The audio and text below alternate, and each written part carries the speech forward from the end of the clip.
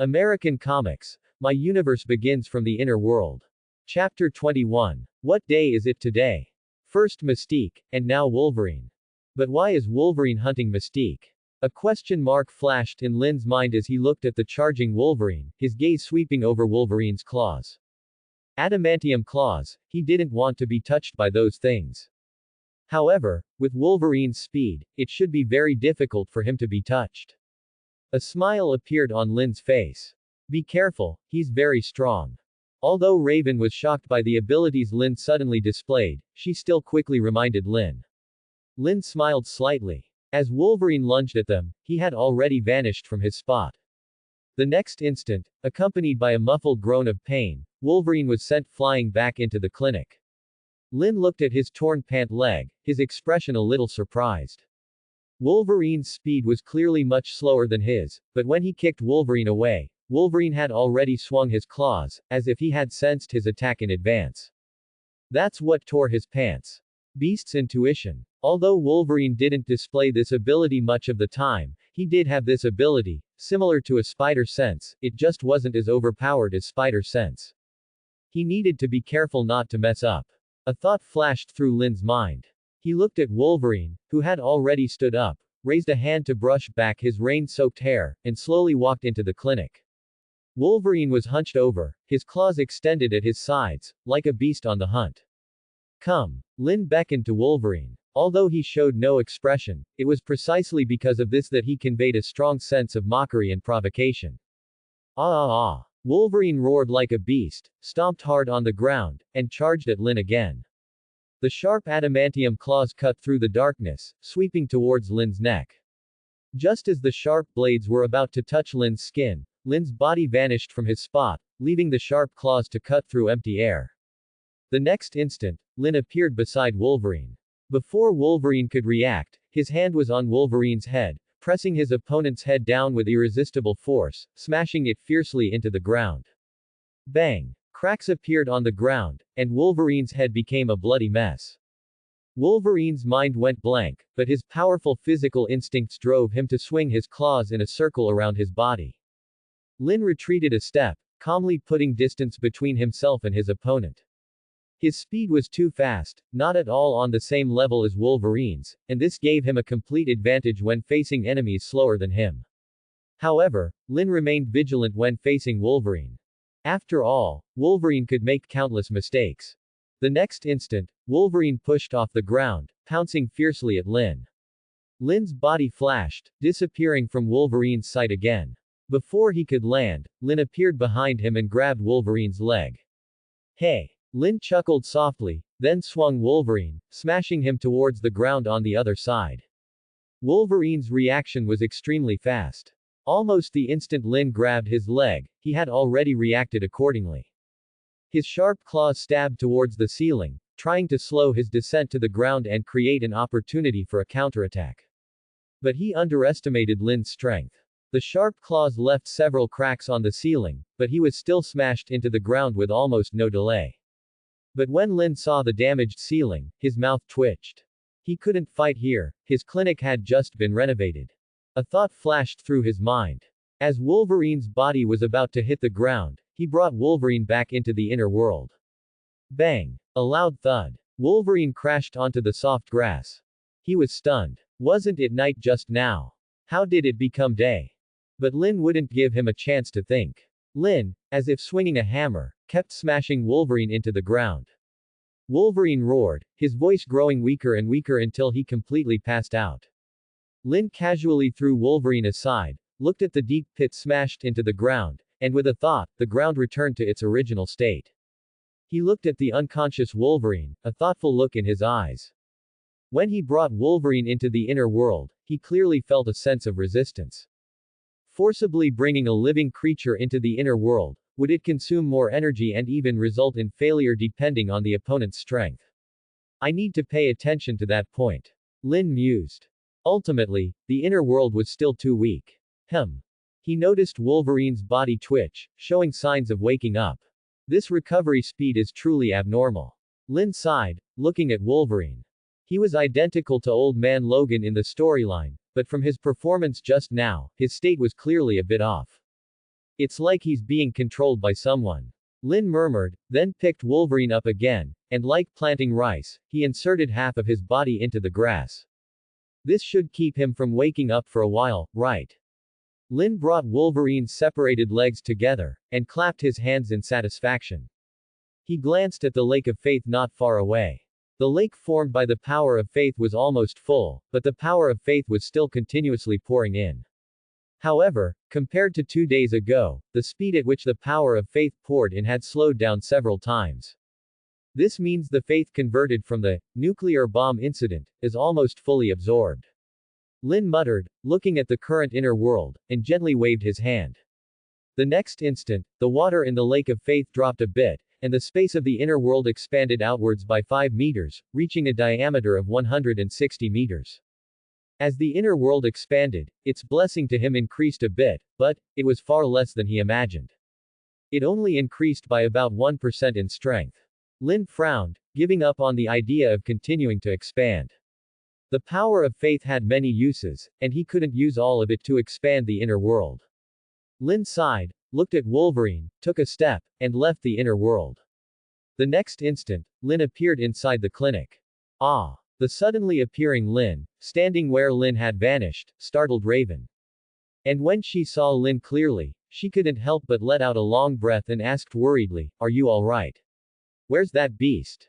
"I'm fine. I put him in a place where he can't come back for now," Lin said calmly, looking at the damaged ceiling and floor with a pained expression. He had planned to open tomorrow, but now it would have to be delayed by another day.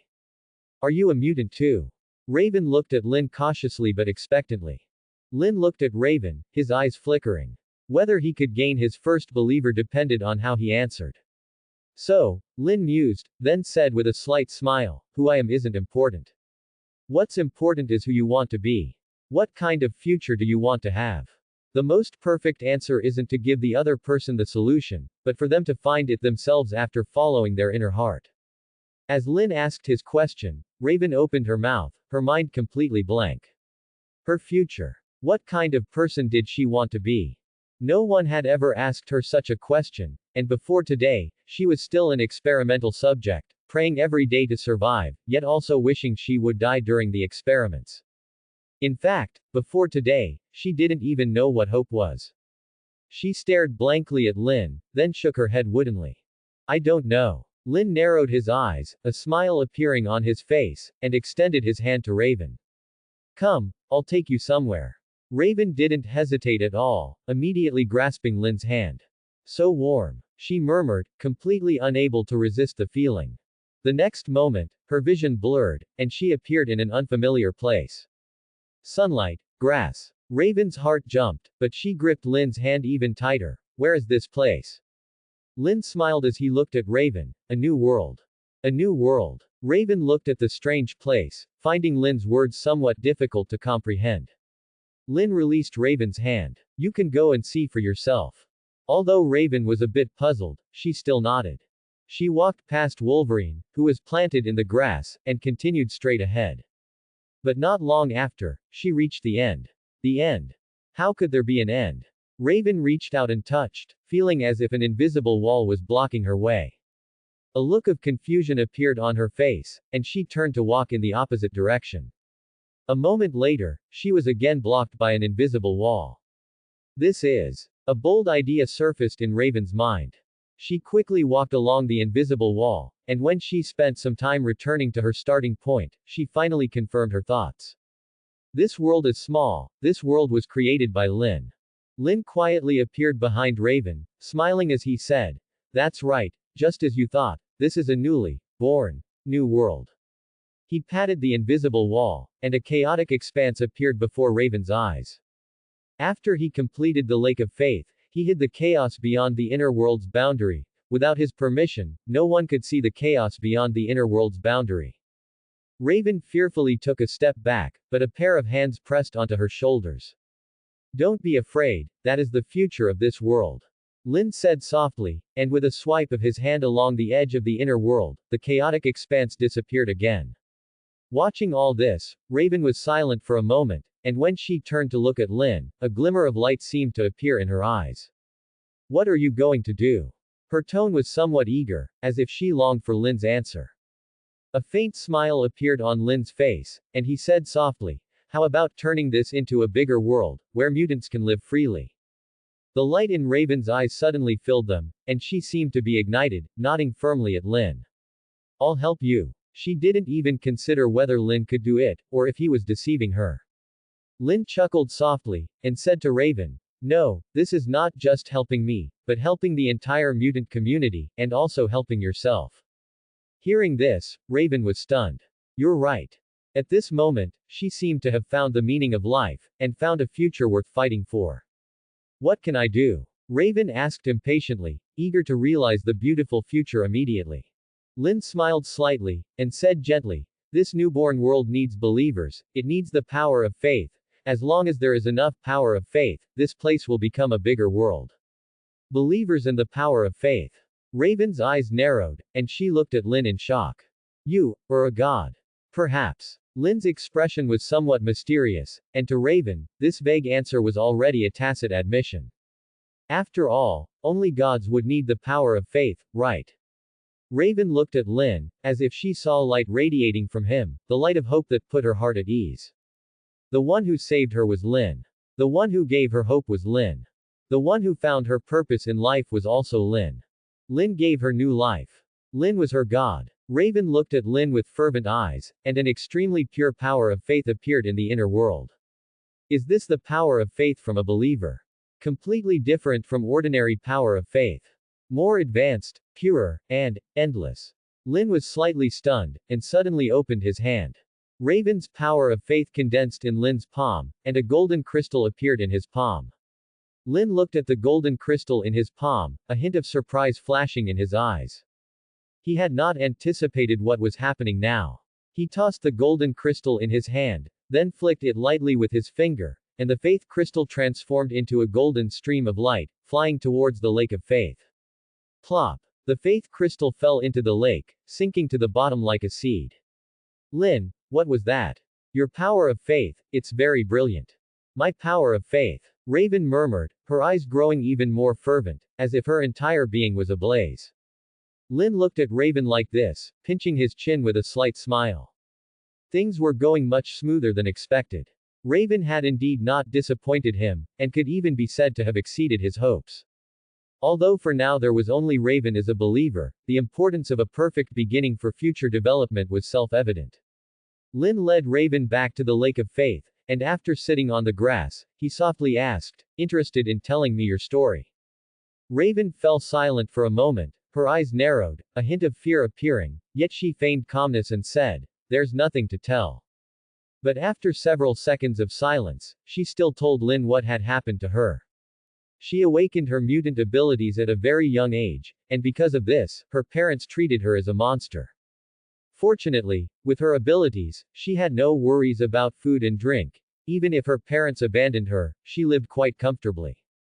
What was rare was that she didn't give up on herself or go astray. Instead, she used her mutant abilities to attend school normally. Until 3 years ago, she was discovered and captured by Sentinel Services, becoming their experimental subject. On the day of the Chitauri invasion, someone invaded the base where I was being experimented on, and I escaped in the chaos. Raven pursed her lips, looking at Wolverine nearby, a hint of fear appearing on her face. But the next day he appeared and started chasing me, trying to take me back. After that, she was injured and met Lin. Lin pondered for a moment, then pointed at Wolverine, who was planted in the grass. "Do you know anything about him?" Watching Wolverine stuck in the grass like a green onion, even Raven, who had a psychological shadow of him, couldn't help but curl her lips. "I don't know much about him." Raven shook her head, but then mused, "But he should be controlled by the Sentinel Services." She pointed to her temple. "There's an injection mark there." Huh. Lin was stunned, he hadn't noticed that. He waved at Wolverine, using the power of his inner world to pull Wolverine out of the ground and then drew him closer. Being so close to this beast, Raven instinctively tensed her body. "Don't be afraid, I'm here," Lin said with a smile, parting Wolverine's hair to reveal a black metal device. "What is this?" Lin was a little curious. With just a gentle tug, he pulled off the metal device embedded in Wolverine's scalp. There's liquid inside. Lin gently shook it and asked Raven, do you know what this is? If I'm not mistaken, it should be extract from subject X-143. Raven recalled, in the lab, I heard some researchers say that the substance they extracted from mutant X-143 could control mutants. X-143. It seems there are quite a few mutants used as test subjects. Lin murmured, seeing the metal tube inserted into Wolverine's scalp at his temple. Is it for easier injection? Lin pulled it out with just a slight effort. PFF'd. A spurt of blood shot out, but the wound healed visibly, disappearing in almost a single breath. As for the wound on his scalp, it had already recovered. This recovery ability is truly terrifying. Lin mumbled, temporarily setting Wolverine aside. Without the drug control, if nothing unexpected happened, Wolverine should recover soon, right? He should have a tracker on him. Raven reminded Lin. Lin nodded, smiling, I know, they can't track him here. He had no immediate plans to remove the tracker. Until he was sure Wolverine had regained his sanity, he had no intention of releasing him.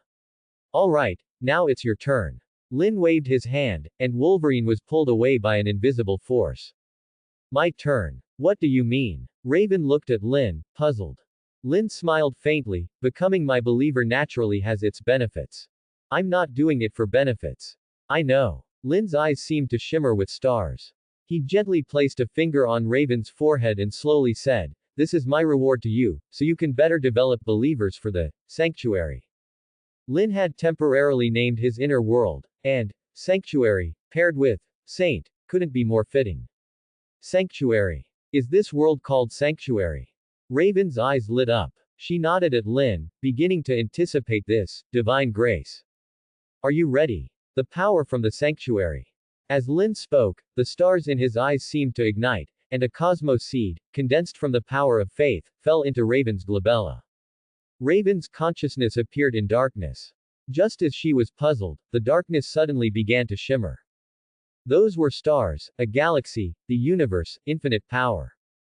Cosmo. Is this the grace Lin gave me? A realization dawned in Raven's mind. But the next instant, all the stars quietly faded. Raven opened her eyes, looking at her hands, feeling that she was somewhat different, but her power had not significantly increased. She looked at Lin, puzzled. Lin raised an eyebrow and asked, what I gave you is just a seed of Cosmo. To ignite your Cosmo, you still need to cultivate continuously yourself. Without the inner world, without the Cosmo seed he bestowed, it would be absolutely impossible to master the power of Cosmo. Cultivate myself. Raven nodded, not resisting the idea.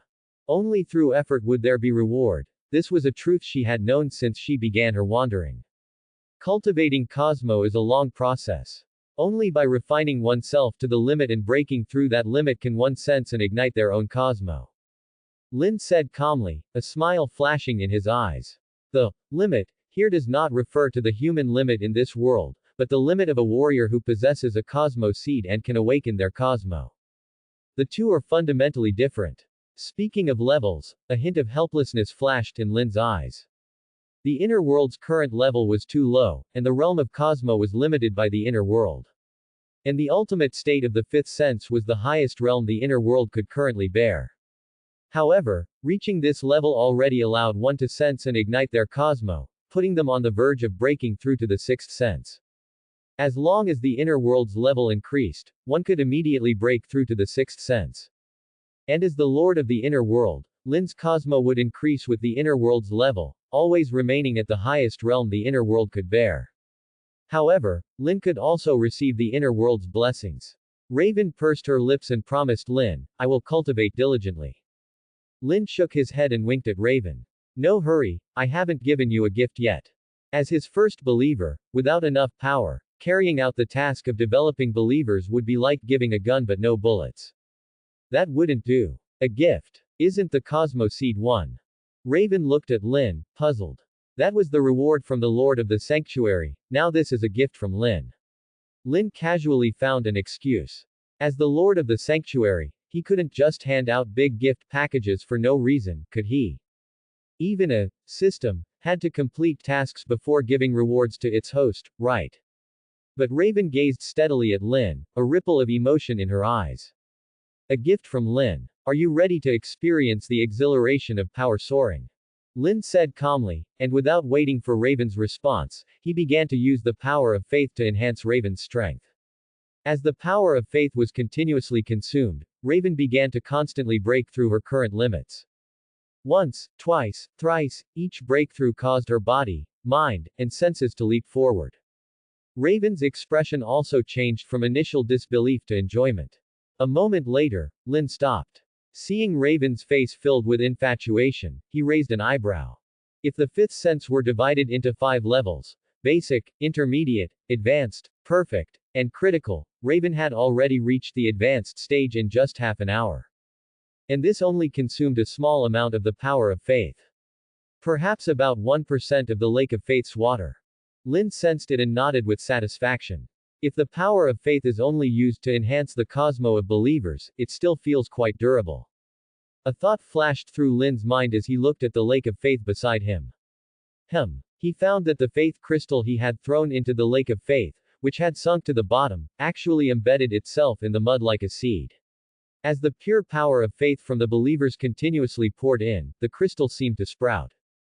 Interesting. Lin murmured, a smile appearing on his face.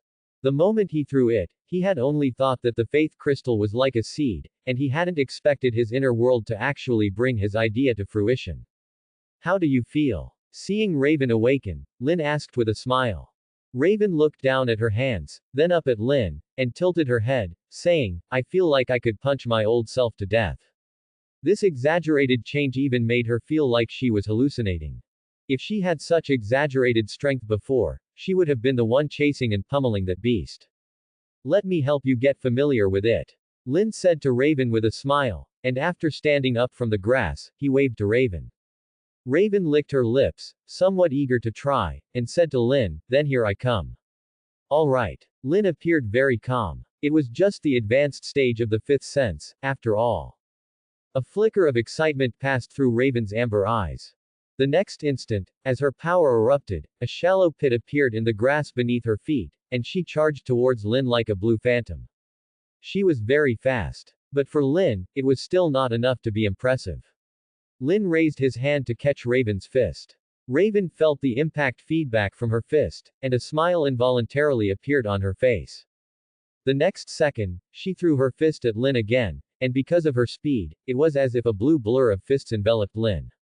But no matter how fast her fists were, Lin caught them with one hand. Seeing this, a cunning glint flashed in Raven's eyes, and as she swung her fists, her body began to change. Her blue skin spread rapidly downwards from her head like waves. In the blink of an eye, she had transformed into Lin's appearance.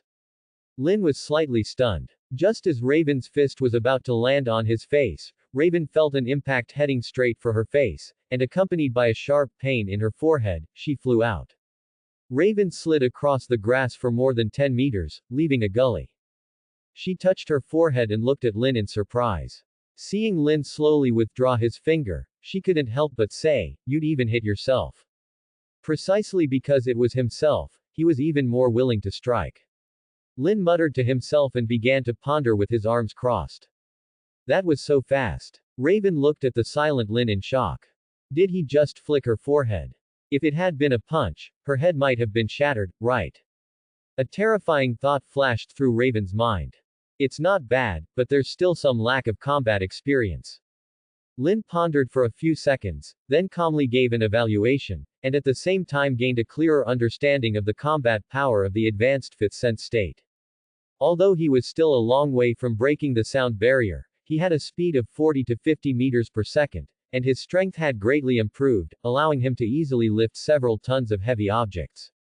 From a numerical perspective alone, the advanced state of the fifth sense already had no relation to ordinary humans.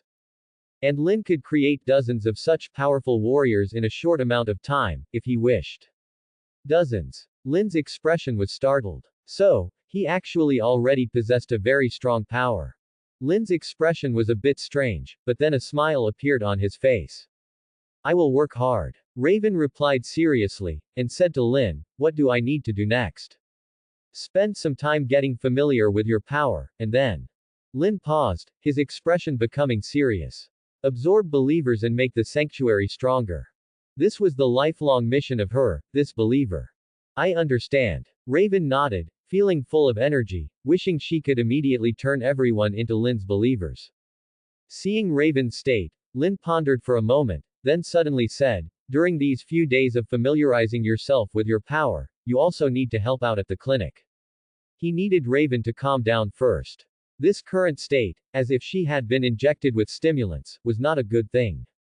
Okay. Raven responded. As long as it was Lin's request, she would do it without hesitation. Let's go out. What about him? Raven looked at Wolverine, who was still unconscious. Don't worry about him. Lin smiled slightly and led Raven out of the inner world. With a blur before their eyes, the two returned to the clinic, and day once again turned into night. This sudden change gave Raven a dazed sense of disorientation, even making her feel like she was dreaming. But the power emanating from within her body instantly shattered this sense of unreality. I am no longer the me I was before. Raven smiled, her eyes narrowing into beautiful crescents. What are you giggling about? Lin flicked Raven's forehead and said with a smile, go find any bedroom on the second floor to rest. We'll talk about other things tomorrow. With that, Lin walked towards the second floor. Raven watched Lin go upstairs, then turned to look at the world, bathed in silver moonlight after the heavy rain, and couldn't help but sigh softly. It's really good. The next day, clear skies. Lin was awakened by the commotion in the inner world. Wolverine had woken up, and upon waking, he seemed to lose his mind, causing a ruckus in the inner world. Lin sensed it, gave an evaluation of impotent rage, and then ignored the commotion in the inner world. When he finished washing up and walked out of his room, Raven immediately appeared before him. I've prepared breakfast, she said respectfully. After a night, her attitude towards Lin had become even more respectful. Thank you. Lin nodded and sat down at the dining table with Raven to eat breakfast. Standard Western breakfast. After Lin spent a few minutes filling his stomach, Raven, who had been watching him carefully, suddenly said, Lin, I want to go back to my previous experimental base and rescue those fellow mutants. Lin raised an eyebrow, and before he could speak, Raven hurriedly said, believe me, they will all become your believers, they are the most suitable people. Lin tapped the table and smiled at Raven, you can handle these matters as you see fit. Raven was stunned, feeling a little touched in her heart. He trusted her too much, infiltrating a Sentinel Services base, but as a mutant, even with your mutant ability, it won't be easy, will it? Lin asked indifferently. Raven nodded, a hint of helplessness on her face. The Sentinel Services experimental base has mutant gene detectors, but with my current strength, even if I'm discovered. Stop. Lin interrupted Raven, pressed his forehead, and said, you're going to rescue people, not to start a war. I'll figure out a way for this. Raven smiled and obediently responded. You just stay here these few days and familiarize yourself with your power. Lin suddenly cursed under his breath and plunged into the inner world. Looking at Wolverine standing by the Lake of Faith, Lin roared, you dare. Lake of Faith. Wolverine's pants were down to his knees, and he was about to open the floodgates to release water. How dare you? A furious roar suddenly sounded behind him, and a terrifying chill appeared not far away. He shivered, and before he could react, he was sent flying by a force. Splash! Wolverine tumbled on the grass, green grass mixed with dirt, forming a small mound behind him, leaving only a slowly falling pair of tattered pants where he had been. Wolverine lay in the pit, his expression full of bewilderment. He was stunned, literally stunned. Although he had woken up, he was not yet fully conscious. Even though he was Wolverine, the long-term brainwashing, coupled with the prolonged control from the X-143 extract, left his consciousness in an extremely chaotic state, not even knowing what he was doing. At this moment, he would only act on instinct. So, he only knew he had been attacked, and as for the person who attacked him. Wolverine shook his head, got up from the ground, and bared his claws. Hey, still daring to show your claws. Lin sneered. This scoundrel actually wanted to pee in the Lake of Faith. What was the Lake of Faith? It was the place where the power of faith accumulated. What was the power of faith? It was the foundation of the inner world, the nourishment for the inner world's growth, the food of the inner world. The act of urinating in the Lake of Faith of the inner world was no less than telling Uchiha Madara, I'm going to throw ash in your Sharingan, asking for a beating. Pop! There was a loud bang in the air, and Lin disappeared from his original spot. When Wolverine instinctively swung a claw forward, he felt a sharp pain in his back, and then he was sent flying again. And this time, he landed face first. He got up from the ground, spitting out the grass and dirt from his mouth. Ah ah! He roared and charged at Lin. Too slow, almost like slow motion. Lin murmured, and with a step, he disappeared again. The next second, Wolverine was sent flying once more. But this time, before he even landed, Lin appeared beside him and delivered another kick to his back, sending him flying into the sky.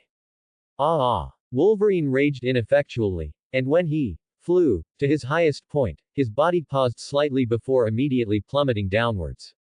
Just then, Lin grabbed his leg and spun him around twice in midair. Off you go! With Lin's cold shout, Wolverine slammed straight into the ground.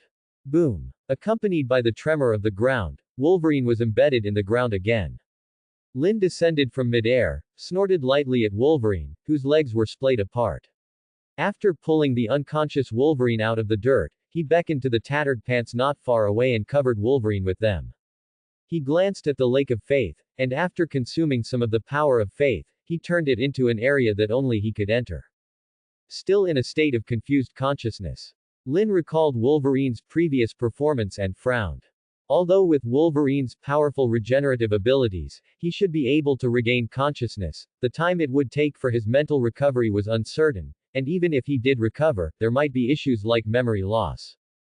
If a mutant with telepathic abilities could help sort it out, he should recover very quickly. Lin murmured, and several figures flashed through his mind. Never mind. He smiled and shook his head. These people were still unknown, and it was even uncertain if they would appear. Glancing at Wolverine, who was sleeping like a baby, Lin took a step and reappeared in the clinic. What happened? Seeing Lin appear, Raven, who was waiting by the side, asked worriedly. Nothing, just a small matter. Lin smiled slightly and said to Raven, I'm going to make a call. Raven silently tidied up the dishes and walked towards the kitchen. Lin took out his phone and called Tony. To solve the problem of Raven infiltrating the Sentinel experimental base and being scanned as a mutant by the gene detector, he still had to rely on Tony. The call connected, and a tired voice came through. Lin, what's up? Make it quick, my time is precious. This guy still spoke in such an unlikable way. However, this was just Tony Stark's usual speaking style. If he were truly impatient, he wouldn't even answer the phone. Lin raised an eyebrow. I need your help with something. You need my help. How rare. Tony's tone was somewhat playful. Stop the nonsense, my time is precious. Lin said indifferently. Tony choked for a moment, then said helplessly, is that how you ask for help? Go on. Give me the number for that renovation team from East University. My clinic needs them to fix some things. Tony paused, then hesitated. What happened? There was a small battle, and some things were damaged. Lin's tone was relaxed, but Tony complained, it's not your money, so you don't feel bad, right? Before Lin could speak, Lin heard Tony's shout. Jarvis, contact the previous renovation team to build a temple for our great son of Zeus. Lin's eye twitched slightly, and he said slowly, there's one more thing, I want you to help me make something. I'm busy. Ah, indeed, even you, the great genius scientist, the handsome and charming Stark, are afraid you can't do it. It's not that I can't. Since you put it that way, I can still make some time. Tony coughed lightly, an uncontrollable smile spreading across his tired face, feeling his mood lighten considerably. He mused for a moment, remembering the armor he had developed, and then said to Lin. I also need your help with something. I'm coming over now. Lin looked towards the Avengers Tower. I'm in Malibu. Lin's eye twitched. You fool. Even if his flying speed exceeded the speed of sound, it would still take him over 2 hours to fly from New York. Never mind, for the sake of not paying for the renovations. Bring me a few cheeseburgers too. Tony happily hung up the phone and sent the address to Lin. Indeed, he was a fool. Lin glanced at the address and called out towards the kitchen. Raven, I'm going out for a bit. A renovation team from East University will be coming later. Please take them to repair the clinic. Okay. Raven responded, but when she walked out of the kitchen, she found that Lin had already disappeared. She rolled her eyes, and after confirming that Lin had indeed left, she transformed into Lin's appearance. Go for it, I'm rooting for you. Raven mimicked Lin's tone and then touched her own face. What a charming face this was. Raven murmured in her heart. Just then, she suddenly felt the presence of another person. Her eyes turned cold, and she abruptly looked back. She saw a person dressed in a red and black bodysuit, who clearly had some connection to being a pervert, stealthily approaching her.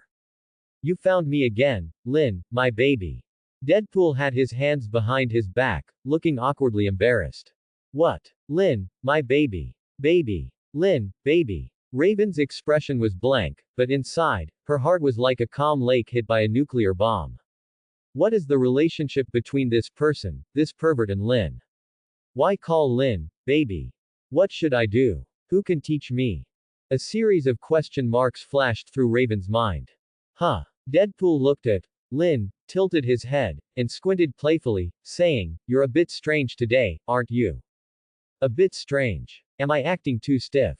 Should I change into someone else's appearance? Or, how about just killing him? Raven felt her brain was about to overload. Just as she didn't know what to do, Deadpool quickly rushed to her and gave her a hug.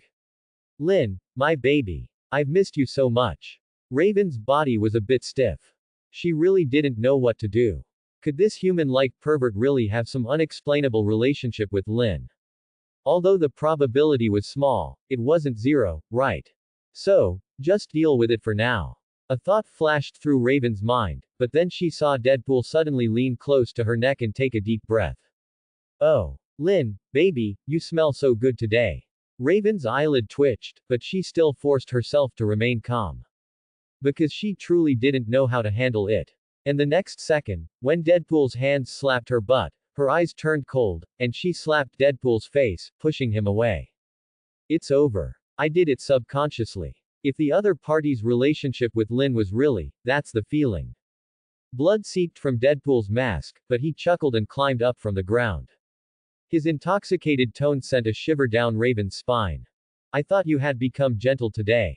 Deadpool took off his mask, spat out a mouthful of blood, then said to Raven, I'm here to ask for your help today.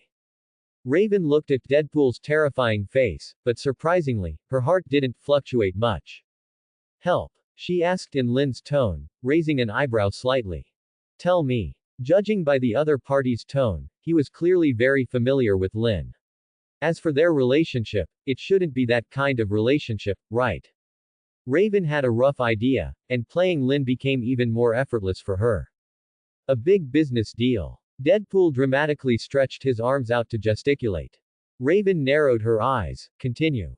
An old, undying boss paid a lot of money for me to rescue someone and retrieve some data from an underground base. Deadpool spoke quickly, righteously saying, You know my character, I especially like to take care of my friends, so I want to drag you along to make a fortune. Raven eyed Deadpool skeptically, looking like even a ghost wouldn't believe him. She understood now, this human-like pervert was just a lunatic. Deadpool leaned close to Raven, using his hand to cover half his face, and whispered, Hee hee, alright. The truth is, I've investigated this mission. Before that old, undying rich man's people found me, several mercenary teams took on this mission, but they all went silent. At this point, he suddenly clapped Raven's shoulder. Buddy, I need your help. You wouldn't watch me face danger alone, or even seek my own death, would you? Raven said faintly, couldn't you just give up this mission? But, Deadpool said with a strange tone, don't you think it's fun? You really are a lunatic. Raven couldn't help but retort. I'm not that outstanding. Deadpool said, scratching his head and laughing. Raven. Alright, confirmed. There was no way this guy could have that kind of relationship with Lin. Even if Lin was a benevolent god, he wouldn't fancy this idiot. Don't you think it's exciting? Deadpool clapped Raven's shoulder hard and shouted, although it's dangerous, danger is what hones a person. With great power comes great responsibility, my friend.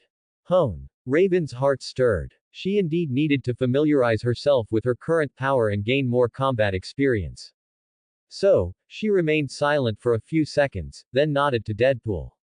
Okay, I agree. Awesome. I'm so grateful to you. How about I offer myself in marriage? You want to die? Raven said coldly, then added, I have to wait a bit, I still have things to deal with here. I'll listen to you, Clark.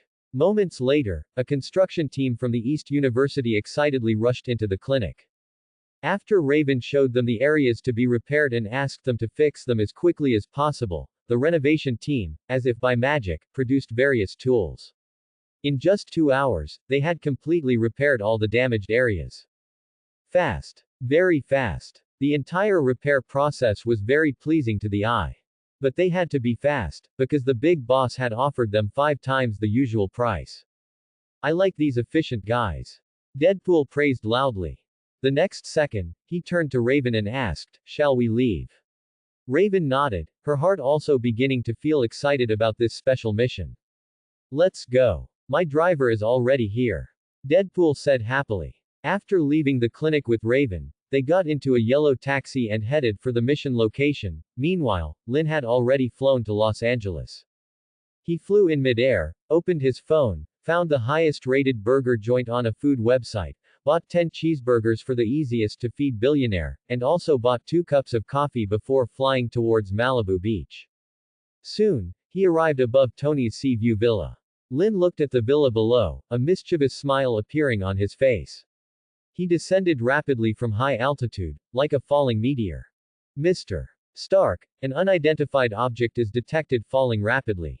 Jarvis suddenly issued a warning, expected collision with this location within 7 seconds. Tony's face changed, and he quickly rushed to his armor. 6, 5, 4, 3, disappeared.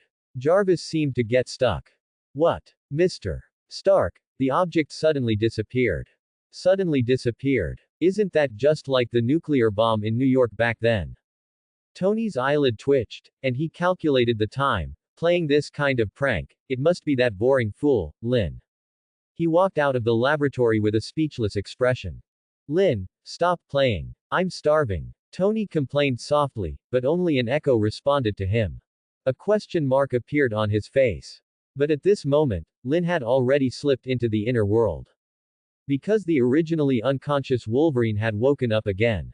Lin observed Wolverine's condition, and after finding that he was still in a state of confusion, he knocked him out again.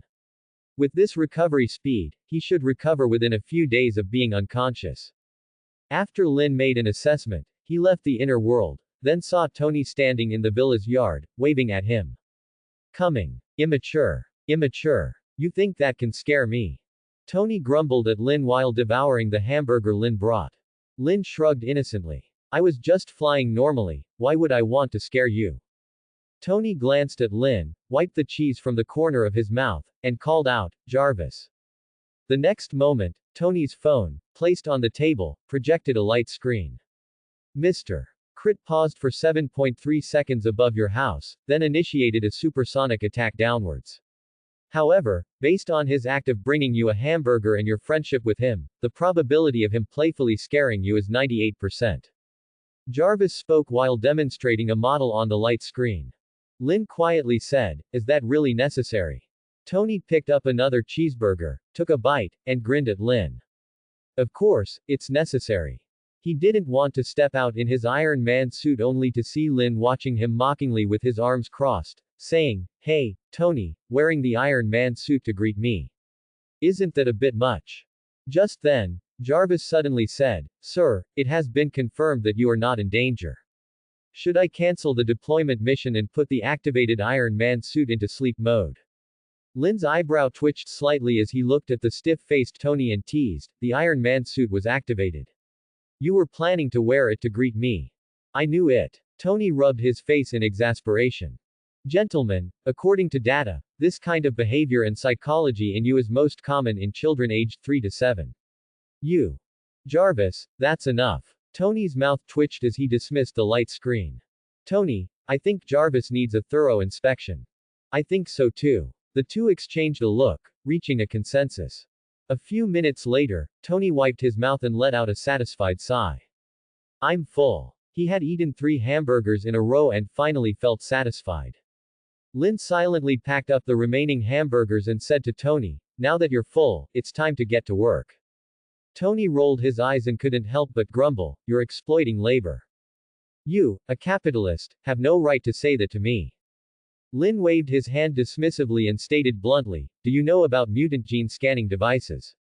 Yes. Tony asked curiously, you want me to make one? No. Lin smiled, I want you to make a device that blocks the scan.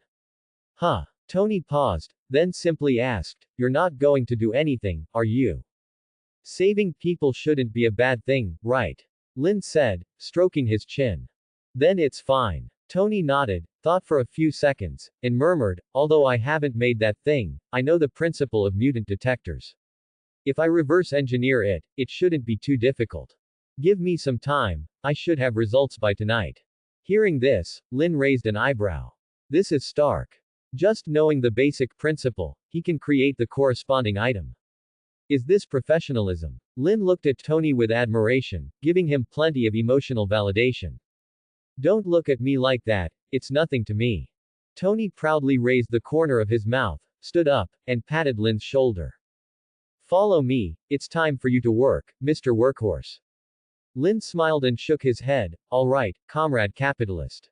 He followed Tony to the laboratory in the mansion.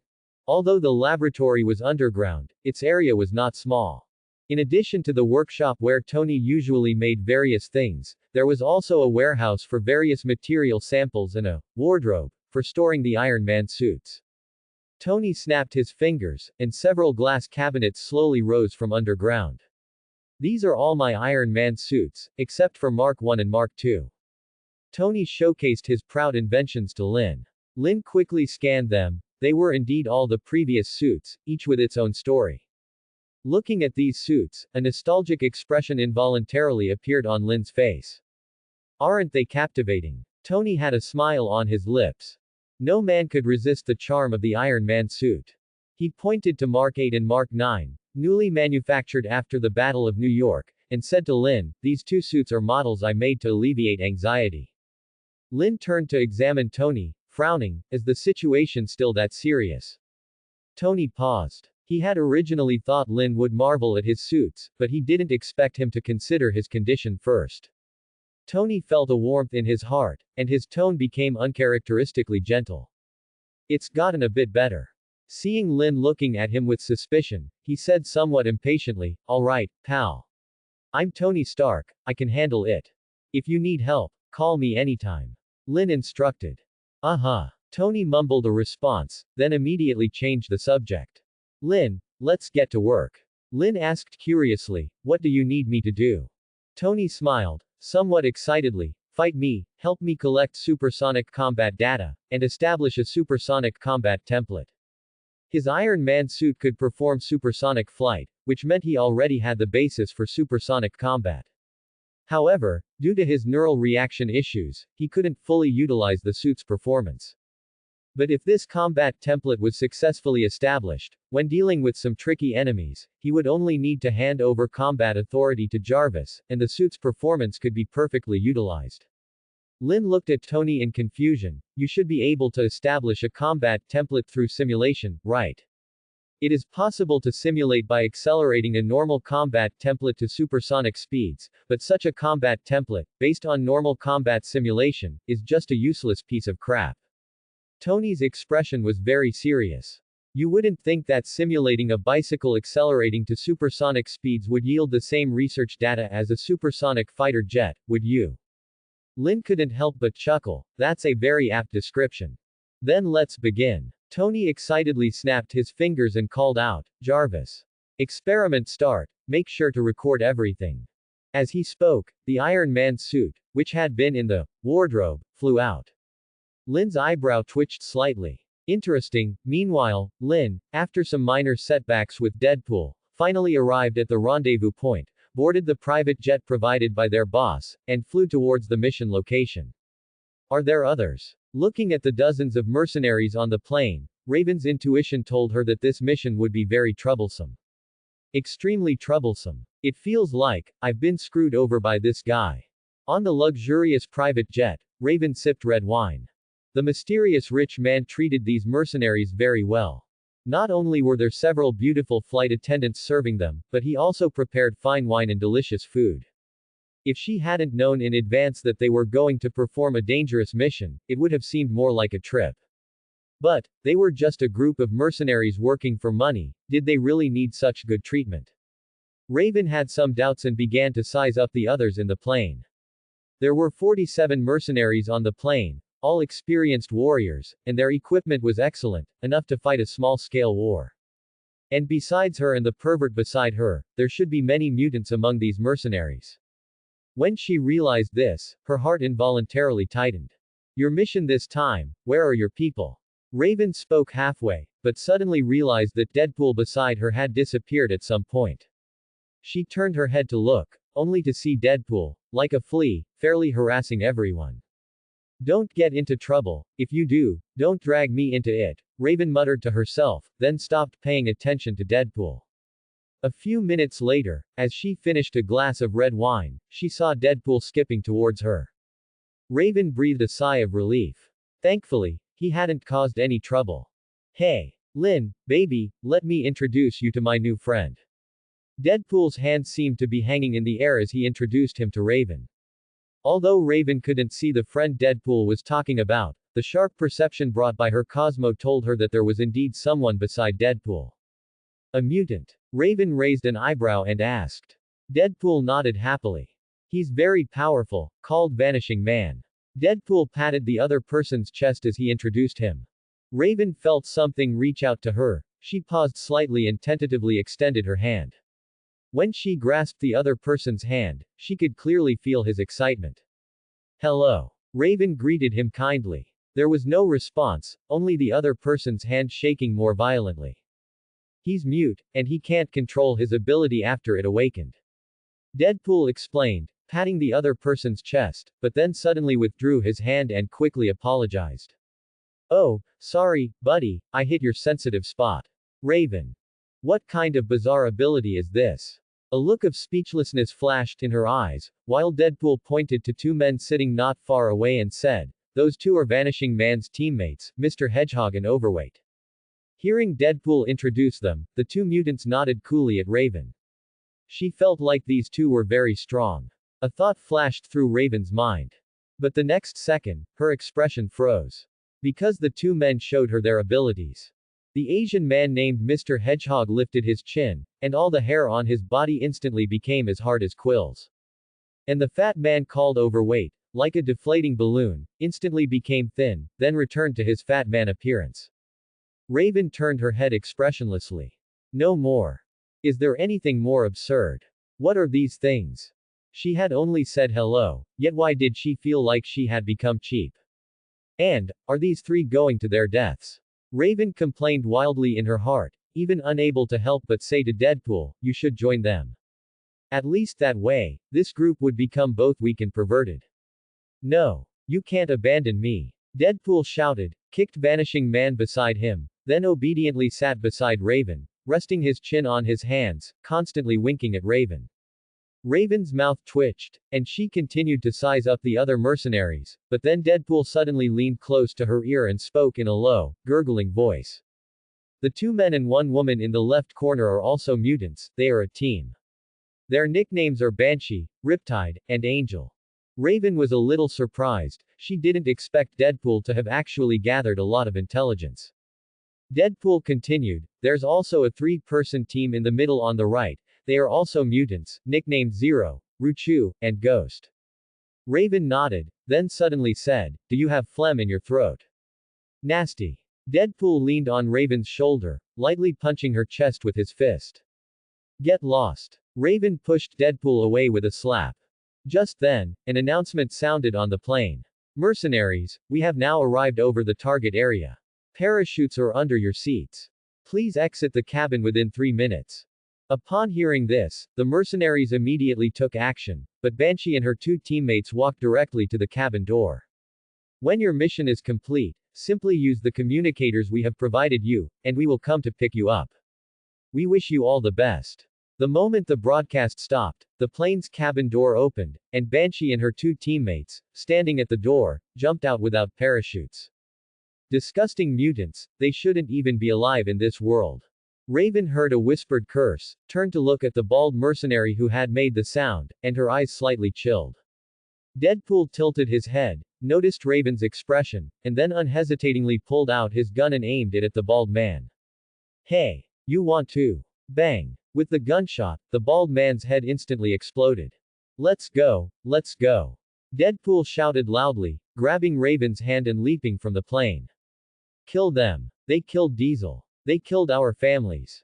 Quick! With several angry roars, several people rushed out of the plane. They wanted revenge for their families. But every time someone left from the plane, a gunshot would ring out. In just a few seconds, the mercenaries shouting for family, revenge became corpses falling from the sky. Raven had one hand gripping the wing, and the other pulling Deadpool. Deadpool slowly put away his gun and loudly complained, Fast and Furious is finally over. He released Raven's hand and plummeted rapidly from the sky. Lin, fly me. Although Deadpool's shouts were immediately scattered by the strong wind, Raven, relying on her sharp hearing, still heard him clearly. Fly him. Fly a ghost. She wasn't really Lin. She muttered to herself, saw Deadpool making a hugging gesture towards her, and noticed that Deadpool hadn't brought a parachute, causing her mouth to twitch wildly. This lunatic. Raven cursed in her heart, twisted her arm slightly, and her body, swaying with the wind, flipped over, then she pushed off the wing with her feet. Bang! After leaving a shallow dent on the wing, she chased after Deadpool like an arrow. If this guy just splatted to his death like this, it shouldn't be my fault in hell, right? My divine Lin, bless me. A thought flashed through Raven's mind. Hiss. Lin suddenly shivered, and the Iron Man suit flying beside him seized the opportunity to kick him away. Stop! Lin shouted, and the Mark III Iron Man suit charging at him immediately halted under Jarvis's control. Want to take a break? Tony, wearing another Iron Man suit, flew over. No need. Lin shook his head, but a hint of doubt appeared between his brows. Just now, he seemed to have felt something that affected his thoughts, but the feeling was fleeting, almost like an illusion. Then, continue. Tony asked eagerly. He was currently in an excited state. Most of the data for the supersonic combat template had been collected and would soon be complete. He had long thought about creating this combat template but had never found a suitable candidate until he met Lin. Continue. Lin nodded and asked Tony, can we proceed to the next experiment? Yes, next is multi-person combat. Tony chuckled, although the template hasn't been successfully established yet, with the data just collected, the Iron Man suit can already initially mimic your attack style. You'll need to be careful not to cry. Although he was reminding Lin, his face was full of schadenfreude. Mimic my attack style. Lin said to Tony mockingly, bring it on. This was also a form of training for him. Tony lowered his faceplate and immediately flew backward. The next second, several flashes of fire flew out from his mansion. These were the Mark IV to Mark VIII Iron Man suits. Jarvis, synchronize the newly collected data and establish the initial template. Tony said excitedly, and after seeing Lin ready, the Mark III armor, which had been fighting Lin, charged at Lin again. Whoosh! The Mark III armor sprayed exhaust flames, and after a brief acceleration, it broke the sound barrier, transforming into a glowing red line in Tony's eyes, rushing straight towards Lin. The next instant, Lin moved. He didn't retreat, instead, he met the charge. Bang! Bang! Immediately, a series of air explosions occurred in the sky. Truly terrifying. Tony, after Jarvis processed the data, watched Lin fighting the Iron Man suit and couldn't help but exclaim. He noticed that during his battles with the Iron Man suits, Lin also seemed to be adjusting his every attack at an astonishing speed. This guy seems to be adapting to his strength as well, as if he has no limits. Tony marveled inwardly. Mr. Stark, the initial template established with Lin as the target has been shared with all Iron Man suits. Very good. Tony nodded. Next, it was about continuously collecting data to improve the template. Put some pressure on Lin. Tony chuckled, pinching his chin, and the Mark IV armor hovering behind him also charged towards Lin. Lin's expression shifted, he finally became a little more serious. Saints are absolutely formidable in terms of combat talent. In the original plot, there was even a perverse setting that, the same move can only be used once against a saint. However, this setting became Schrödinger's setting in the later stages of the original plot and was also affected by the strength gap between the two sides. The Cosmo power system, born from the deduction and completion of the inner world, although not as perverse as the original plot's setting, still provided a terrifying boost in combat talent. Two Mark armors, one left and one right, mimicked Lin's combat style, continuously attacking Lin at supersonic speeds. Every clash of fists and feet was accompanied by a violent impact, and every movement brought a piercing sonic boom. Tony quickly recorded from a distance, his eyes gleaming with the fervor unique to scientists. He noticed that after the Mark IV joined the battle, Lin didn't seem to feel much pressure, but his expression became a few shades more serious. While the Iron Man suits mimicked Lin's combat style, Lin himself was constantly adjusting his combat rhythm and style, and then the Iron Man suits learned, and Lin changed again. The two entered a subtle, mutually beneficial cycle. What a monster! Tony couldn't help but exclaim. Tony! Double it! Lin's roar echoed in the air, the excitement in his voice like a flame, threatening to burn everything around him to ashes. Tony waved his hand, and the improved Mark V and the repaired Mark VI flew towards Lin. This meant Lin would face an even more intense battle. Seeing this, Lin, who was usually emotionally stable, felt as if he was about to ignite, with power continuously surging from his body, giving him the illusion that he would explode if he didn't vent it. This is troublesome, Lin murmured, and even though his blood seemed to boil, he remained calm. This feeling of his body boiling was not the ignition of his Cosmo. In the fifth sense, even at the critical state of the fifth sense, he did not possess the qualification to ignite his Cosmo. He was merely drawing some power belonging to the Cosmo while in a state of high fighting spirit. Between the fifth sense and the sixth sense, there was an insurmountable chasm. If the fifth sense was the vessel, then the sixth sense was the method. Without the method, an empty vessel could not utilize the power within it. And the method of the sixth sense was the key to igniting the Cosmo. The inner world's level was not yet sufficient. A thought flashed through Lin's mind, and then he engaged in battle with the 4 Iron Man suits that had entered supersonic speed. Meanwhile, Lin and Deadpool, after a few minor hitches, safely landed on the island. The two spent some time following the mission intelligence provided by the rich man, and after passing through a forest, arrived at an entrance to a large mansion. Whoa, whoa, whoa! Deadpool exclaimed several times in a row, resting his elbow on Raven's shoulder and quipping, "This beginning feels strangely familiar, will Alice appear?" What? Raven asked, puzzled, she was still a little unaccustomed to Deadpool's occasional nonsensical ramblings. Deadpool deliberately said in a somber voice, "I mean, there might be some terrifying things down there." Terrifying. Raven mimicked Lin's habit, lightly raising an eyebrow. Yes. Deadpool took a deep breath and thumped his chest hard. "If you're scared, I'll let you hold me. Don't worry, if there's danger, I'll use you as a shield." Raven said indifferently, stepping towards the mansion. Through their interactions during this time, she already knew Deadpool's abilities. She didn't care about the mission. To her, this was just a trial she had arranged for herself. "Ah, I just love it when you're so cold to me." Deadpool cupped his face and skipped after her. The exterior walls of the mansion were covered in stains. Dried blood, unidentified vomit, suspicious liquid smeared on the walls, and shocking bullet holes and scratches. Raven surveyed the mansion she was about to enter, her wariness growing stronger. She even felt that the weeds and vines surrounding the mansion carried a deep malice, as if they wanted to drag her into an abyss. "Hey, Lin." Hearing Deadpool's voice, Raven subconsciously turned her head.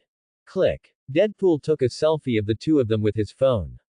Lin's face was solemn, while Deadpool flashed a V sign. Raven was expressionless. "Are you an idiot? How about it? Isn't this atmosphere great? Much better than any haunted house." Deadpool grinned as he put away his phone, looking at the stains on the wall, and stroked his chin, saying, "The master here is too lazy. He only likes to collect corpses but doesn't bother to clean the walls." Raven quickly looked. Indeed, even though the mansion's exterior walls were a mess, the area around the mansion remained relatively clean. From the condition of the exterior walls, a fierce battle must have taken place here, but why were there only battle traces? What about the mercenaries who had lost contact after their previous missions? Where were their bodies? If any of them had survived, they had time to collect bodies, but no time to call for help. How could that be? Raven pondered, trying to recall what Deadpool had said. Honestly, recalling Deadpool's nonsense again and sifting useful information from it was sheer agony. The master of this artificial island was a wealthy man named Charles Wayland. He spent a fortune building a research facility on this island. The purpose of this research facility was to study life-extending drugs. This research had been going on for over a decade with slow progress, but a month ago, when the institute announced a breakthrough, they suddenly lost contact. The wealthy man, already in his twilight years, naturally grew anxious. The day after losing contact, he sent people to the island to investigate the cause, stating that if any accident occurred, at the very least, the research data must be brought back. But everyone sent their lost contact overnight. Afterward, the wealthy man spent a fortune hiring several batches of mercenaries, but without exception, all of them lost contact. Deadpool and Raven were the fifth batch of mercenaries to undertake this mission this month. Is that it? Is that all? Raven frowned. Unknown enemy, unknown numbers, unknown situation. Looking at it this way, the danger of this mission was much higher than she had anticipated. While Raven was deep in thought, she walked into the mansion with Deadpool. Inside the mansion, stains were still everywhere, and horrifying bloodstains were visible, but eerily, there were still no bodies. It stinks, worse than the Flying Dutchman. Deadpool pinched his nose, fanning his hand continuously in front of his face. Raven also frowned, suppressing the urge to gag. It really did stink here, a fishy, foul odor, as if she had entered some animal's lair. And, she looked at the suspicious jelly-like substance that had dripped onto the ground and solidified into a patch, her brows knitted together. What were these things? They looked like some kind of secretion. Suddenly, she heard footsteps behind her and quickly turned to look. She saw Mr. Hedgehog, looking cool and aloof, walking in with Ruchu and Vanishing Man. Raven's eye twitched, she had no desire to greet them. Although these three were mutants, she always felt that getting involved with them would be very bad, like she might kick the bucket at any moment. Hey, guys. We're so fated to meet. Deadpool happily greeted the three, even rushing up to try and give them a hug. The mansion had two entrances, and the mercenaries had chosen different landing points, so meeting each other was indeed quite a coincidence. Mr. Hedgehog's fur turned into hard quills all over his body, like a bristling hedgehog, as he glared fiercely at Deadpool, rejecting Deadpool's hug. Get lost. From here on, we're opponents. Mr. Hedgehog said coldly, pushing away the annoying Deadpool, and quickly walked towards the entrance of the underground research base. Deadpool stood still for a few seconds, then said sadly, I like them so much, thought of them as friends, and they treat me like this. Raven narrowed her eyes and retorted, when you say, like, do you mean pulling out Mr. Hedgehog's quills, trying to explode Ruchu, and maybe smearing some blood on Vanishing Man? Deadpool looked at Raven in surprise, dropping a clump of black hair he was holding. You saw right through me. You truly resonate with my thoughts. Raven rolled her eyes at Deadpool and said, let's go. Next to the elevator in the mansion was the staircase leading to the underground laboratory, clearly visible at a glance. As if afraid people wouldn't notice it. What exactly was down here? Bang bang. Raven's heart jumped, startled by the commotion beside her. When she saw Deadpool frantically banging on the elevator door, her mouth twitched, feeling an urge to strangle him. They must not have maintained the elevator on time. Deadpool complained loudly. Take the stairs. Raven told Deadpool. The research base had lost contact. It would be strange if the elevator worked. Moreover, given the unknown situation, even if the elevator worked, she wouldn't choose it. When she reached the stairwell and saw Deadpool still unwilling to give up, still banging on the elevator door, she finally lost her patience and said, quiet down. If you're so annoyed, just blow it up. Wow. Lynn, baby, you're thinking just like me again. His white dot eyes lit up, and he took out a bomb from his hot pink backpack and started setting it up. Once he finished setting it up, he angrily drew his knife, slashed at the elevator's call panel, and gave the elevator the middle finger. Go to hell. He let out his anger, then turned and ran into the base entrance. Boom. Hearing the explosion behind him, Deadpool cringed. I'm feeling better now, he said, narrowing his eyes, and strode to catch up with Raven. Wait for me. I'm afraid of the dark. Over the next few minutes, several more teams of mercenaries entered the underground research base. Just after all the mercenaries had entered the underground research base, three figures approached the mansion with solemn expressions. They've all gone in. Zero nodded to Ruchu and Shadow. Shadow breathed a sigh of relief.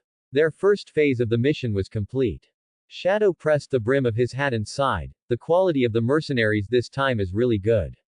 Besides them, there were actually 8 mutants. Ruchu nodded, then suddenly said, "What kind of new species do you think these 8 mutants will produce?" Zero shrugged, "Who knows? But it will definitely be related to their abilities." The three exchanged glances, remembering the monsters below referred to as aliens, and a hint of fear involuntarily appeared on their faces. "Hey, relax," Shadow said with a smile to the two of them. "Our enemies aren't those monsters." Their second phase mission was to deal with the troublesome characters among the mercenaries. As long as they took the elevator to the lowest level of the base and retrieved the specialized pheromones, those monsters wouldn't actively attack them. Normally, they wouldn't even need to make a move. The creatures called aliens could capture all the prey. The master's goal was to make the aliens stronger through hunting and create a terrifying alien army. Zero and Ruchu breathed a sigh of relief. The situation was indeed as Shadow had described. "You're right," Zero nodded. "I hope those people can struggle a little longer." Ruchu showed a ferocious smile. A moment later, when they reached the entrance and saw the blown-up elevator, the faces of all three of them turned extremely grim. "What son of a fool did this?" Shadow pointed at the destroyed elevator. As a black man, his dark face had strangely paled by 2 shades. Who would be so bored as to destroy an elevator that was already clearly broken? Zero's face was also extremely grim. To enter the lowest level of the underground base, there were only stairs and an elevator. The elevator was prepared for them, leading directly to the lowest level, while the stairs, though also reaching the lowest level, required passing through the aliens' hunting grounds. And the hunting grounds were a place they had always avoided. The three of them all looked grim at the thought of the aliens' ferocity. "Are there any other entrances?" Ruchu asked anxiously. This hunt was about to begin. Once the hunt began, this island would become a purgatory. To ensure no prey could escape the island, or outsiders could intrude, mechanisms placed around the island would release a special toxic gas and a large number of eliminated aliens. This toxic gas could not only paralyze human nerves but also kill aliens. However, this process of killing aliens was slow, often lasting several hours until the hunt ended. Before dying, the aliens would enter an extremely excited hunting state, killing any creature that approached the hunting grounds. Therefore, once the hunt began, the island above ground was more dangerous than below. "None," Shadow replied, unable to help but curse under his breath. Why couldn't those idiots build a few more entrances? Even an emergency entrance. "Now is not the time to talk about this," Zero said coldly, looking at the nearby stairs. "The hunting grounds are about to be sealed. After all the prey had entered, the underground hunting grounds would be sealed. At that point, they would have no choice but to remain outside." The three exchanged glances and rushed into the stairwell entrance, heading to the first basement level at top speed. They had no choice. Meanwhile, Deadpool and Raven spent a few minutes roughly searching the first basement level, then followed the traces of battle to the second basement level. The two circled the second basement level but found nothing. "A reverse pyramid structure," Raven murmured. Deadpool nodded. "Yes, this base is built deep into the earth." Raven habitually ignored Deadpool's nonsense, examining the surroundings in the dim light. Compared to the first basement level and the mansion above, the battle traces in the second basement level were more obvious. Dried blood was splattered like random graffiti everywhere the eye could see. In addition, there were more of the secretions that Raven was concerned about, some of which were still wet. "It hardly looks like a laboratory," Raven said with a frown. Neither the first nor the second basement level, although they had some research equipment, those pieces of equipment were all very old, as if they had been salvaged from a flea market. They were far worse than the laboratory that had held her for 3 years. Raven quietly complained to herself. However, the fact that the underground experimental base still had electricity greatly surprised Raven.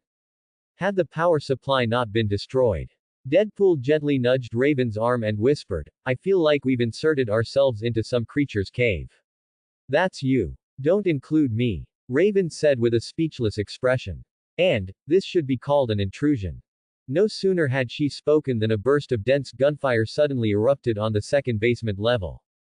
And almost at the same time, a large number of battle sounds suddenly flared up, as if the mercenaries who had entered here were attacked simultaneously.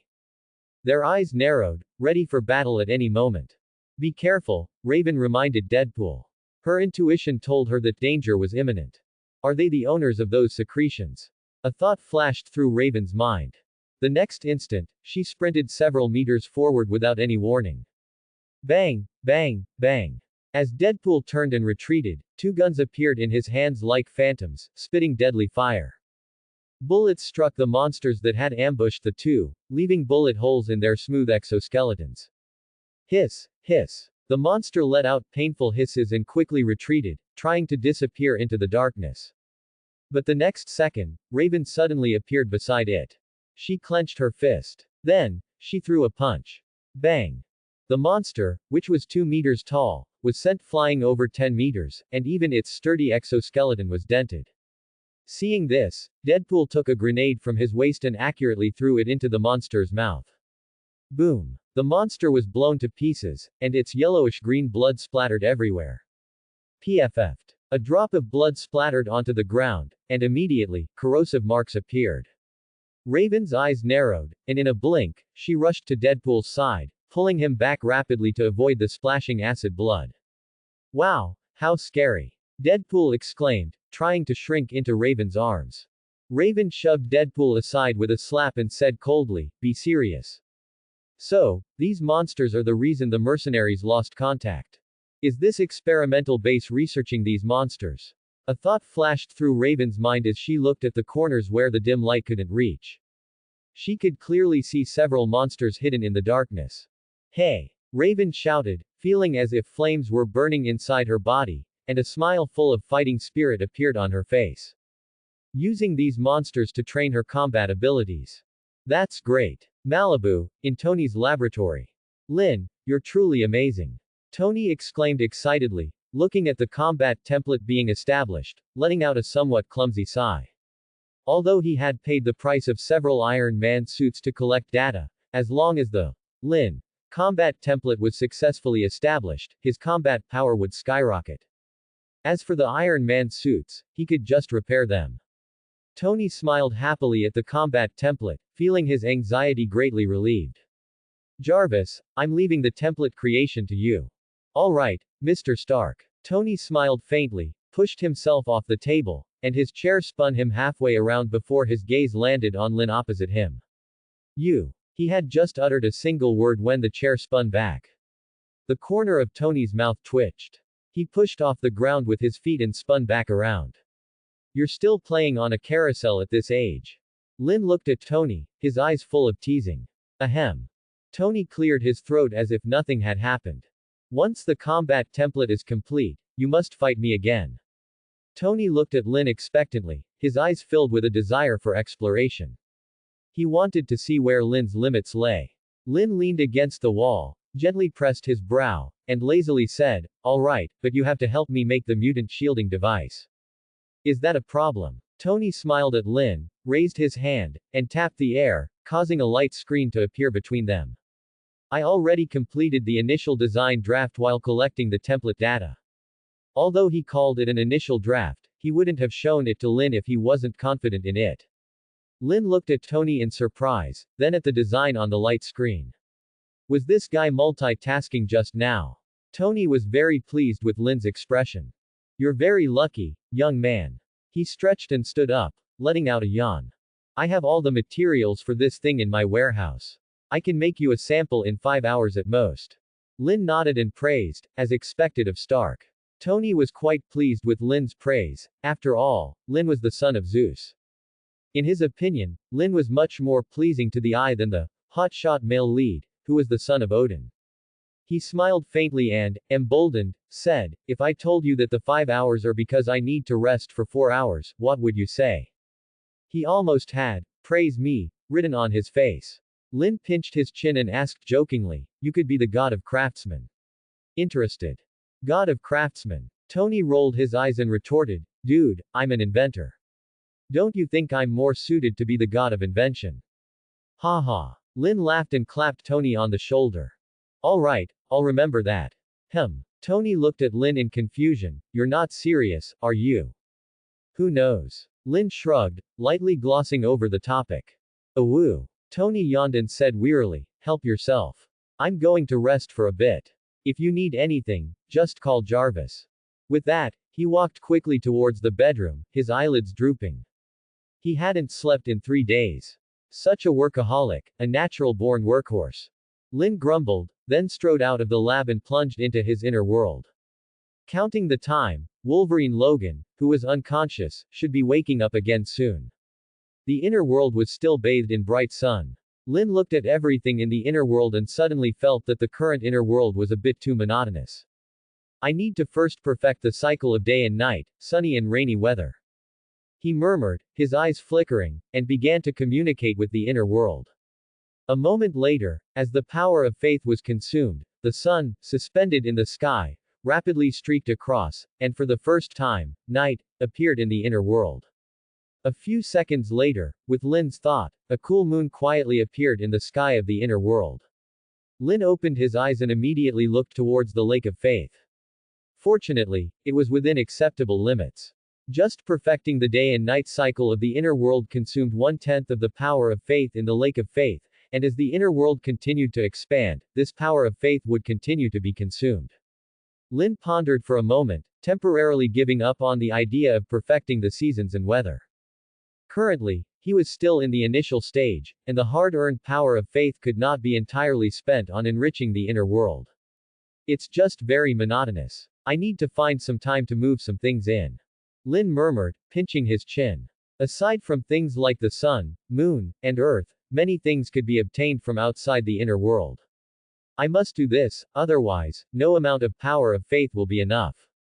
Lin sighed, but then noticed movement from Wolverine beside him. A few seconds later, Wolverine suddenly opened his tightly shut eyes, ferocity and vigilance appearing in them simultaneously. He quickly scanned his surroundings, and when he saw Lin, he sprang up from the ground as if startled, creating distance between himself and Lin, then watched Lin warily. He didn't attack me immediately. Lin was a little surprised. After observing Wolverine's current state, he quickly made an assessment. He had recovered some rationality, but not much. Judging by the current recovery speed, it would take at least 3 more days for him to fully regain his sanity. In other words, Wolverine's current behavior was still dominated by his beast instincts. And the reason he didn't attack Lin immediately, besides his rationality gradually returning, was it also because I knocked him out a few times before, making him instinctively feel fear. Lin pinched his chin, guessing, then chuckled softly. Interesting. Looking at it this way, the current Wolverine was more like a wild beast. To keep him from causing too much trouble during these few days while he recovered his sanity, should he be dealt with like a wild beast. Otherwise, he would have to constantly monitor the situation in the inner world to prevent Wolverine from doing something foolish like polluting the environment again. A thought flashed through Lin's mind, and he walked towards Wolverine with a slight smile. Wolverine retreated, clearly not wanting to conflict with Lin, but as Lin continued to approach, he finally lost his patience and once again revealed his adamantium claws. Ah! He roared in anger and pounced on Lin. The result was no surprise. The next moment, he was sent flying over 10 meters by Lin. He got up from the ground, roared again, and charged at Lin, only to be knocked back again. After repeating this more than a dozen times, Wolverine lay on the ground, panting heavily. Even when Lin walked towards him, he no longer had any intention of attacking, merely shifting his butt to express his dissatisfaction. After being disciplined multiple times, his beast instincts told him that Lin held no ill will towards him. Lin sat down beside him, holding a paper bag containing the leftover burgers from before. Here. Lin handed the paper bag to Wolverine. Wolverine sat up abruptly, snatched the paper bag, pulled out a burger, and shoved it into his mouth. He was starving, he hadn't eaten in 2 days. James. Jimmy. Wolverine. Logan. Each name Lin called caused Wolverine's burger-eating speed to slow down a notch, and when he heard, Logan, he actually stopped. Do you remember anything? Lin raised an eyebrow and slowly recounted the story of Wolverine Logan from the original plot. Although the pasts of the two Wolverines were not entirely identical, certain similar experiences might trigger something in him, perhaps accelerating the return of his sanity. Before Lin transmigrated to this world, Wolverine from the original storyline was one of the superheroes that touched Lin the most. Whether it was his muscular physique, his tragic experiences, or even his regrettable life ending, all left a deep impression on Lin. As Lin narrated, Wolverine became increasingly silent. He mechanically ate his hamburger in large bites, and some memories buried deep in his mind began to flash repeatedly. After he finished all the hamburgers, he fell silent like a statue, but the emotions flickering in his eyes grew hotter. Lin glanced at Wolverine, his expression a bit odd. Is the effect really that obvious? He pondered for a moment, and after tidying up his somewhat blurry memories, he continued to recount the memorable Wolverine scenes. If Wolverine's reason and self that had begun to return was like a lit spark, then the things Lin narrated were the kindling that made this spark burn fiercely. This reason and self fire burned brighter and brighter until it completely incinerated the chaotic mist in Wolverine's mind. Lin had stopped at some point. And Wolverine's gaze, which was originally like a beast, dominated by instinct, slowly gave way to the light of reason after a painful struggle. And then, he let out a roar, as if a drowning person had suddenly taken a breath of air, finally finding himself from the abyss of chaos. Wolverine roared incessantly, venting his bitter emotions. Lin watched this scene, his expression extremely peculiar. Should he praise Wolverine's abnormal recovery ability, or his storytelling skills? Did he really help this trapped beast find himself in such a short time? Although Wolverine would likely have recovered in a short time even without his story, it was good to wake up earlier. At least there was no need to worry about him ruining the environment in the inner world. After a while, Wolverine's roaring finally stopped. And after his emotions calmed down, his first words to Lin were, "Can I have a glass of water and a set of clothes?" Wolverine said in a deep voice, but a hint of embarrassment and awkwardness flashed across his face.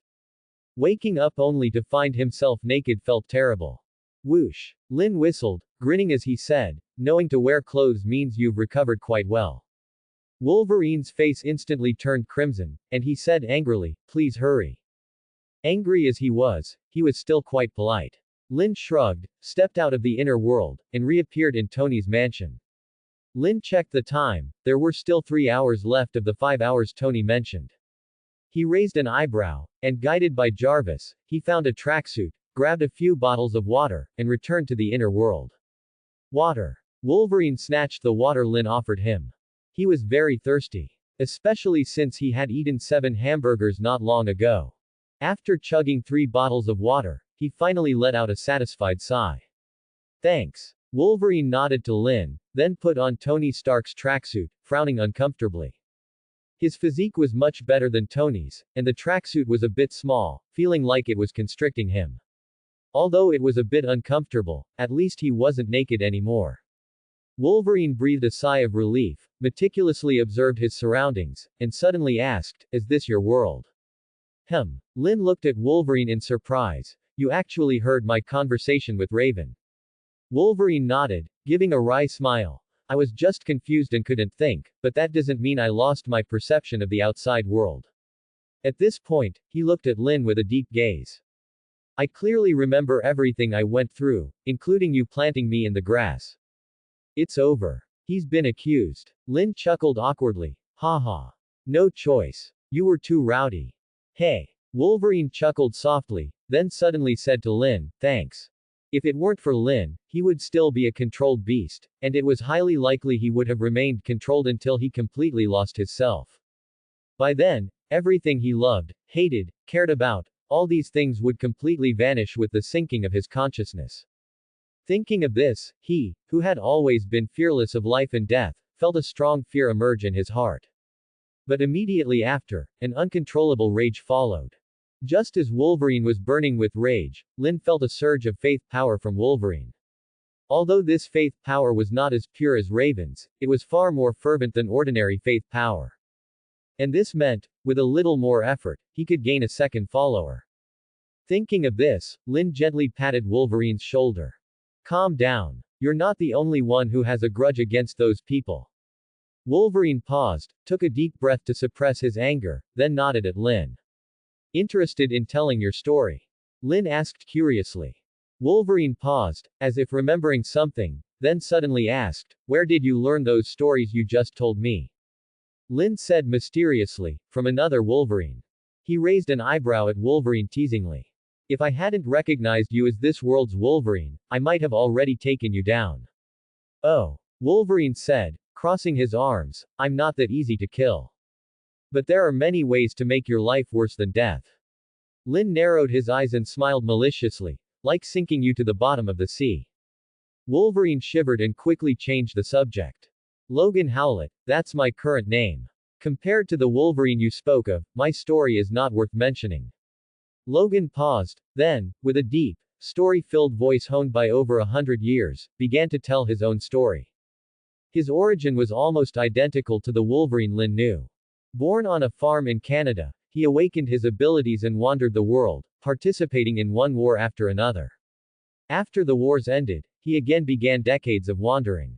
Fighting, drinking, gambling, just as he felt like a puddle of mud, destined to spend a long lifetime alone. He met a woman 2 years ago, a woman he loved to his core. But it was this woman who pushed him into the abyss. He was injected with adamantium, transforming him into a controlled beast. Only after being rescued by Lin did he regain his consciousness. After he finished recounting his experiences, although his expression remained unchanged, his heart was filled with increasing gratitude towards Lin. Lin felt Logan's increasingly fervent faith power and gently patted Logan's shoulder, saying to the man who had wandered for over 100 years. Interested in joining us, creating a new world together, and finding a home for yourself. A home, my home. Whoosh. A brilliant crystal of faith, like a golden meteor, streaked across the sky and fell into the lake of faith in the inner world. Is that the power of faith you were talking about? Logan murmured, as if asking Lin, but more like asking himself. Could he also have something like faith? Don't doubt yourself. Lin smiled slightly. Everyone has something they want to pursue, a wish they want to chase. When these pursuits and wishes require Lin's help to achieve, and they believe Lin can help them achieve them, placing their hope in Lin, the power of faith appears. Now it's bonus time. Lin said lightly, and before Logan could react, he extended a finger and tapped Logan's forehead, planting a cosmos seed within him. What is this? Logan stared blankly at Lin, still not understanding what had happened to him, when Lin consumed power of faith and elevated him to the advanced stage of the fifth sense. The sudden surge of power stunned Logan. He pointed at Lin, then at himself, asking incredulously, this is a bonus. He hadn't even done anything yet. Are you satisfied? Lin stroked his chin and nodded, saying to Logan, I believe in you, and you won't disappoint those who trust you. Logan's eyes flickered, and he grumbled, you say that as if you know me very well. Lin just smiled when he heard that. The power of faith would not be false. And the connection between him and his believers would certainly not be false. Do you want to come out with me? Or continue to stay here? Lin asked, taking out his phone to check the time. At this hour, Tony should have almost finished the shielding device. Logan hesitated, then said to Lin, I'll stay here for now. I want to rest for a few days and get familiar with the bonus you gave me. Although he had extensive combat experience, with such a sudden and significant increase in power, he still needed some time to get used to it. No problem. Lin nodded, took a step, and disappeared from Logan's sight. After leaving the inner world, a happy smile appeared on Lin's face. Logan becoming his believer went even smoother than expected. From the moment he met Logan, he had been planning this. Logan had great potential in combat. Logan was different from Raven. Even if he was only boosted to the advanced stage of the fifth sense, his combat power would increase to a terrifying level. The fifth sense combined with his immortal healing ability, and his indestructible adamantium claws, just thinking about it, one could feel the terror of Wolverine's plus version. Moreover, with Logan around, Raven's safety would be guaranteed when she returned to the Sentinel Service's experimental base to rescue people. Logan's combat power was not something Raven could compare to. Jarvis, has Tony woken up yet? Mr. Stark went to the laboratory 5 minutes ago. Jarvis replied in his characteristic metallic voice. Lynn raised an eyebrow, and just as he was about to head to the laboratory, his phone rang. May. Lynn answered the phone, looked at the completely dark sky, and asked in confusion, "It's so late, is something wrong?" Well, you. May Parker stammered, unsure how to begin. May, that's not like you. Just ask whatever you want to ask. Lynn said with a smile. Hearing Lynn's relaxed tone, May Parker's anxious heart settled down. Well. May Parker paused, then blurted out what was on her mind in one breath. I went to Manhattan today, and when I passed by our clinic, I found that it had moved and was already renovated, but you didn't tell me when to start work. As she spoke, she felt like a deflated ball, losing energy with each word. She was truly afraid of hearing Lynn say, "You don't need to come to work anymore." Because she still had a nephew to raise, and she really needed this well-paying job. If she lost this job, within 2 months at most, she would have to move out of their current apartment with Peter and lose her financial security. Oh, that. A mischievous smile appeared on Lynn's lips, and he deliberately drew out his words. Immediately, May Parker's heart tightened again. May, you know, after the clinic was destroyed, now is the most difficult time, so I'm willing to lower my salary. May Parker quickly interrupted Lynn, afraid that Lynn would say the words she least wanted to hear. So, now is when I need you the most. Lynn finished slowly, then deliberately asked, what did you just say? May Parker was dumbfounded. Haha. Lynn couldn't help but laugh, saying, May, come to work after 2 days of rest. I still have some things to deal with here. Okay. May Parker breathed a sigh of relief, saying helplessly, Dr. Lynn, please don't talk like that again, it's too scary. Okay. Lynn responded, and just as he was about to hang up, May Parker said gratefully, Dr. Lynn, you saved me that day, and I haven't thanked you yet. I know a good Chinese restaurant. Do you have time tomorrow evening? Lynn was about to refuse, but then he changed his mind and said, bring Peter along. It's not good to leave him at home alone. Okay. I'll send you the address in a bit. May Parker hung up the phone with a smile. That's great. Things weren't as she had imagined. May Parker hummed a cheerful tune and walked to Peter Parker's bedroom, gently knocking on the door. Peter. It's time for bed. There was no response from the room, but May Parker was already used to it. After all, children grow up and need more private space. But what she didn't know was that there was no one in the room at all, and even the windows were wide open. Ding. Lynn looked at the message May Parker sent, noted down the restaurant's location and name, then walked into Tony's laboratory. Inside the laboratory, Tony was hunched over a workbench, assembling a pile of scattered parts. Hearing Lynn's footsteps, he lifted his eyelids, then refocused his attention on the workbench. Wait a moment, I still need a little more time. No rush. Lynn replied, looking at Tony, who was completely engrossed in his work, with a look of admiration in his eyes. In his impression, only that yellow sponge could compete with Tony when he was in his work state. A moment later, Tony tossed a finger-sized black device to Lynn. It's done, should be fine. Lynn put it away and nodded to Tony. Thanks. Dude, you're thanking me too early. The combat template is already finished. Tony raised an eyebrow, looking at Lynn excitedly. Let me try it. Lynn was about to agree, but then he suddenly turned his head and looked into the distance. A believer was in a dangerous situation. Is it Raven? He felt the feedback from the inner world and frowned, not now. I have to go save someone. Half an hour ago, the third basement level of the isolated island mansion. In an environment where light and shadow intertwined, every inconspicuous shadow could potentially hide a dangerous monster, and every corner and nook could conceal a deadly threat.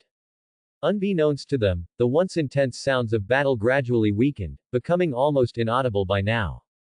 Are all those mercenaries dead? A thought flashed through Raven's mind as she vigilantly observed her surroundings. Those monsters, called xenomorphs, moved like ghosts and loved to ambush from the shadows. Since encountering the first xenomorph, she had been attacked more than 10 times and had killed over 20 xenomorphs.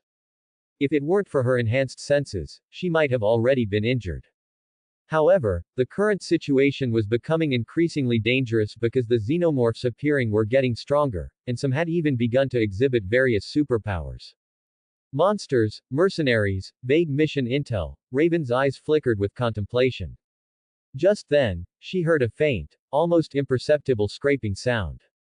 Raven's eyes turned cold, and she said to Deadpool, "Be careful." Deadpool gave a flippant whistle, but his hand was already on his sword hilt. "Yeah, gotta be careful. If I lose another arm, I'll have to use my foot to jerk off." Deadpool muttered softly. In his last fight with a xenomorph, just as he was about to kill it, the xenomorph's body twisted like a snake and bit off one of his hands. If Raven hadn't kicked the xenomorph away, it would have been his entire arm. The next second, Raven shifted a step sideways without any warning. Bang! A striking sound echoed in the air, as if something had rapidly bounced off the air. It's that monster's inner jaw. A thought flashed through Raven's mind. After fighting xenomorphs dozens of times, she was already familiar with their various attack methods. But, this time the xenomorph was invisible. Another superpowered xenomorph. Raven's heart jolted, and she quickly moved from her spot. The xenomorph's mouth contained a smaller mouth that could spring out with terrifying force, enough to easily pierce a human body.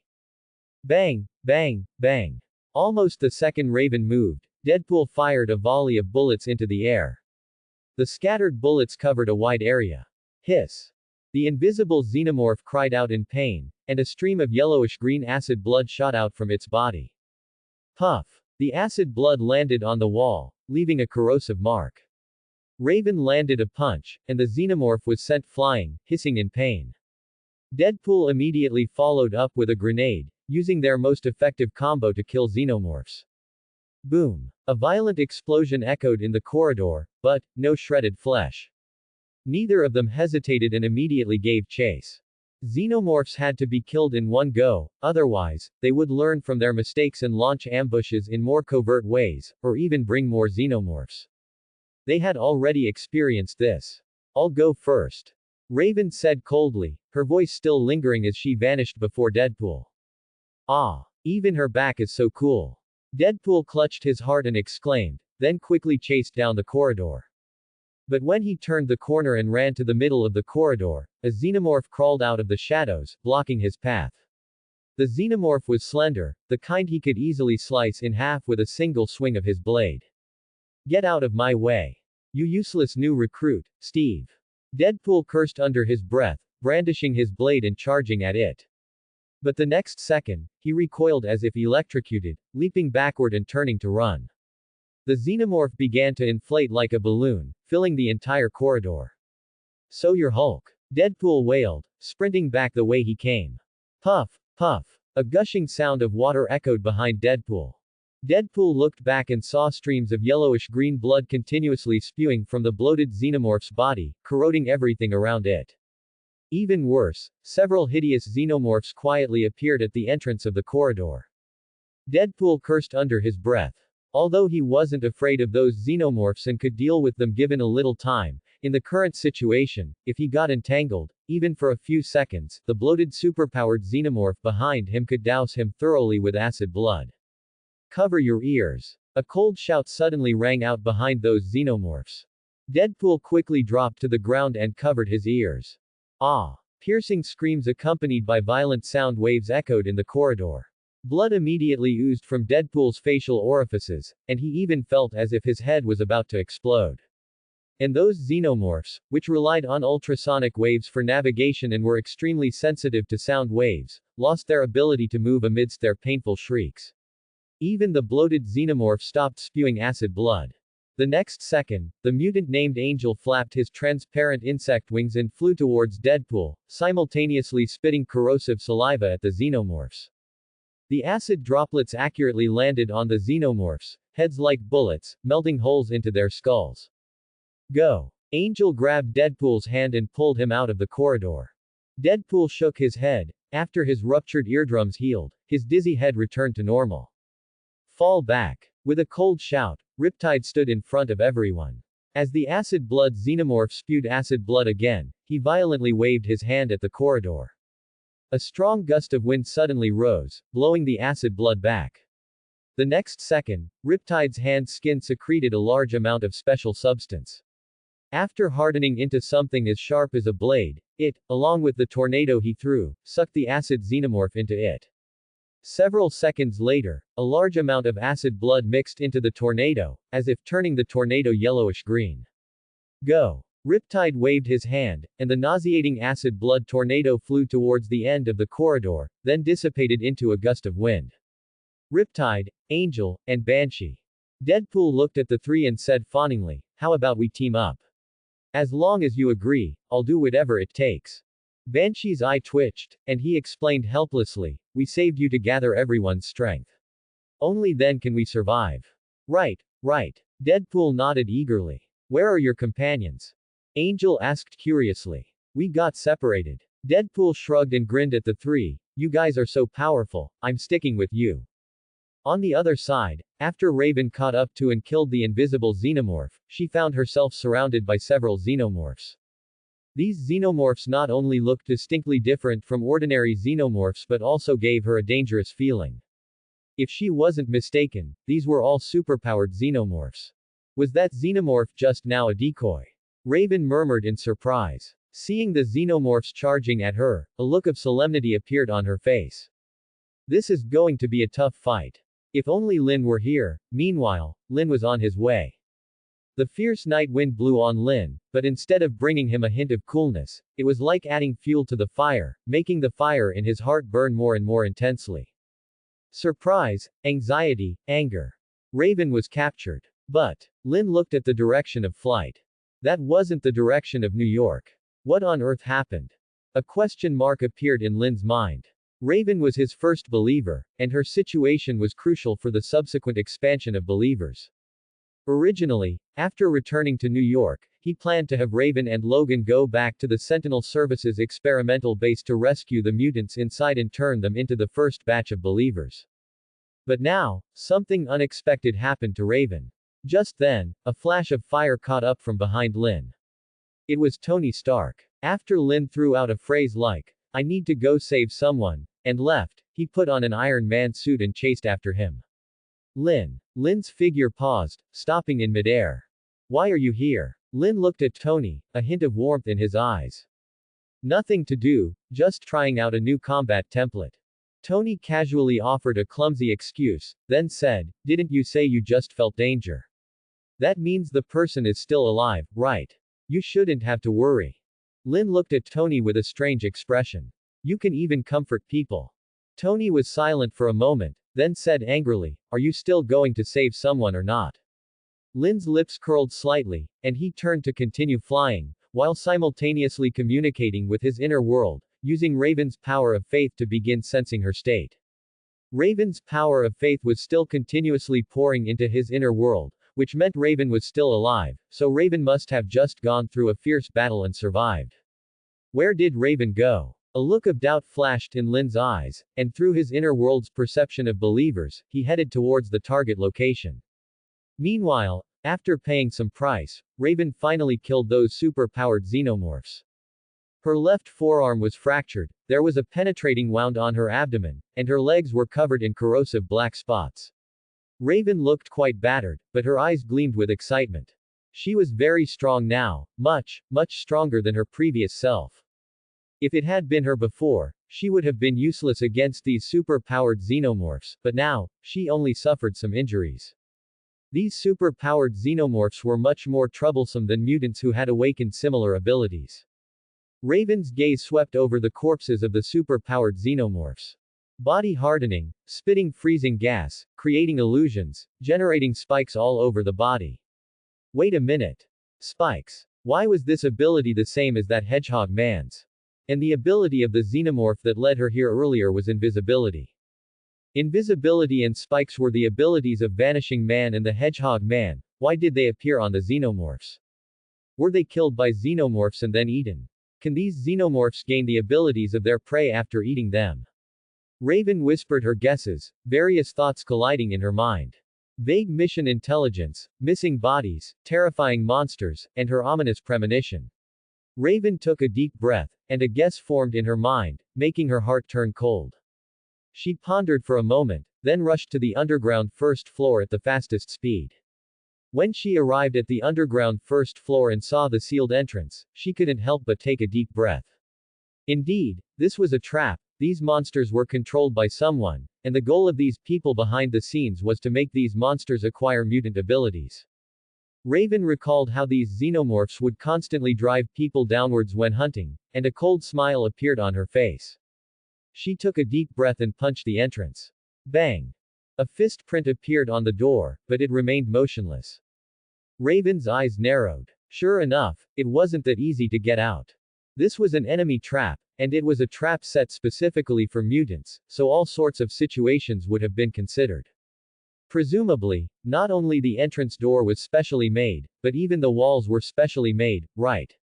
Even if they escaped the underground base, there would be corresponding safety facilities on the island, right? To prevent the prey that escaped the underground base from spreading the news, the safety facilities on the island should be even more terrifying.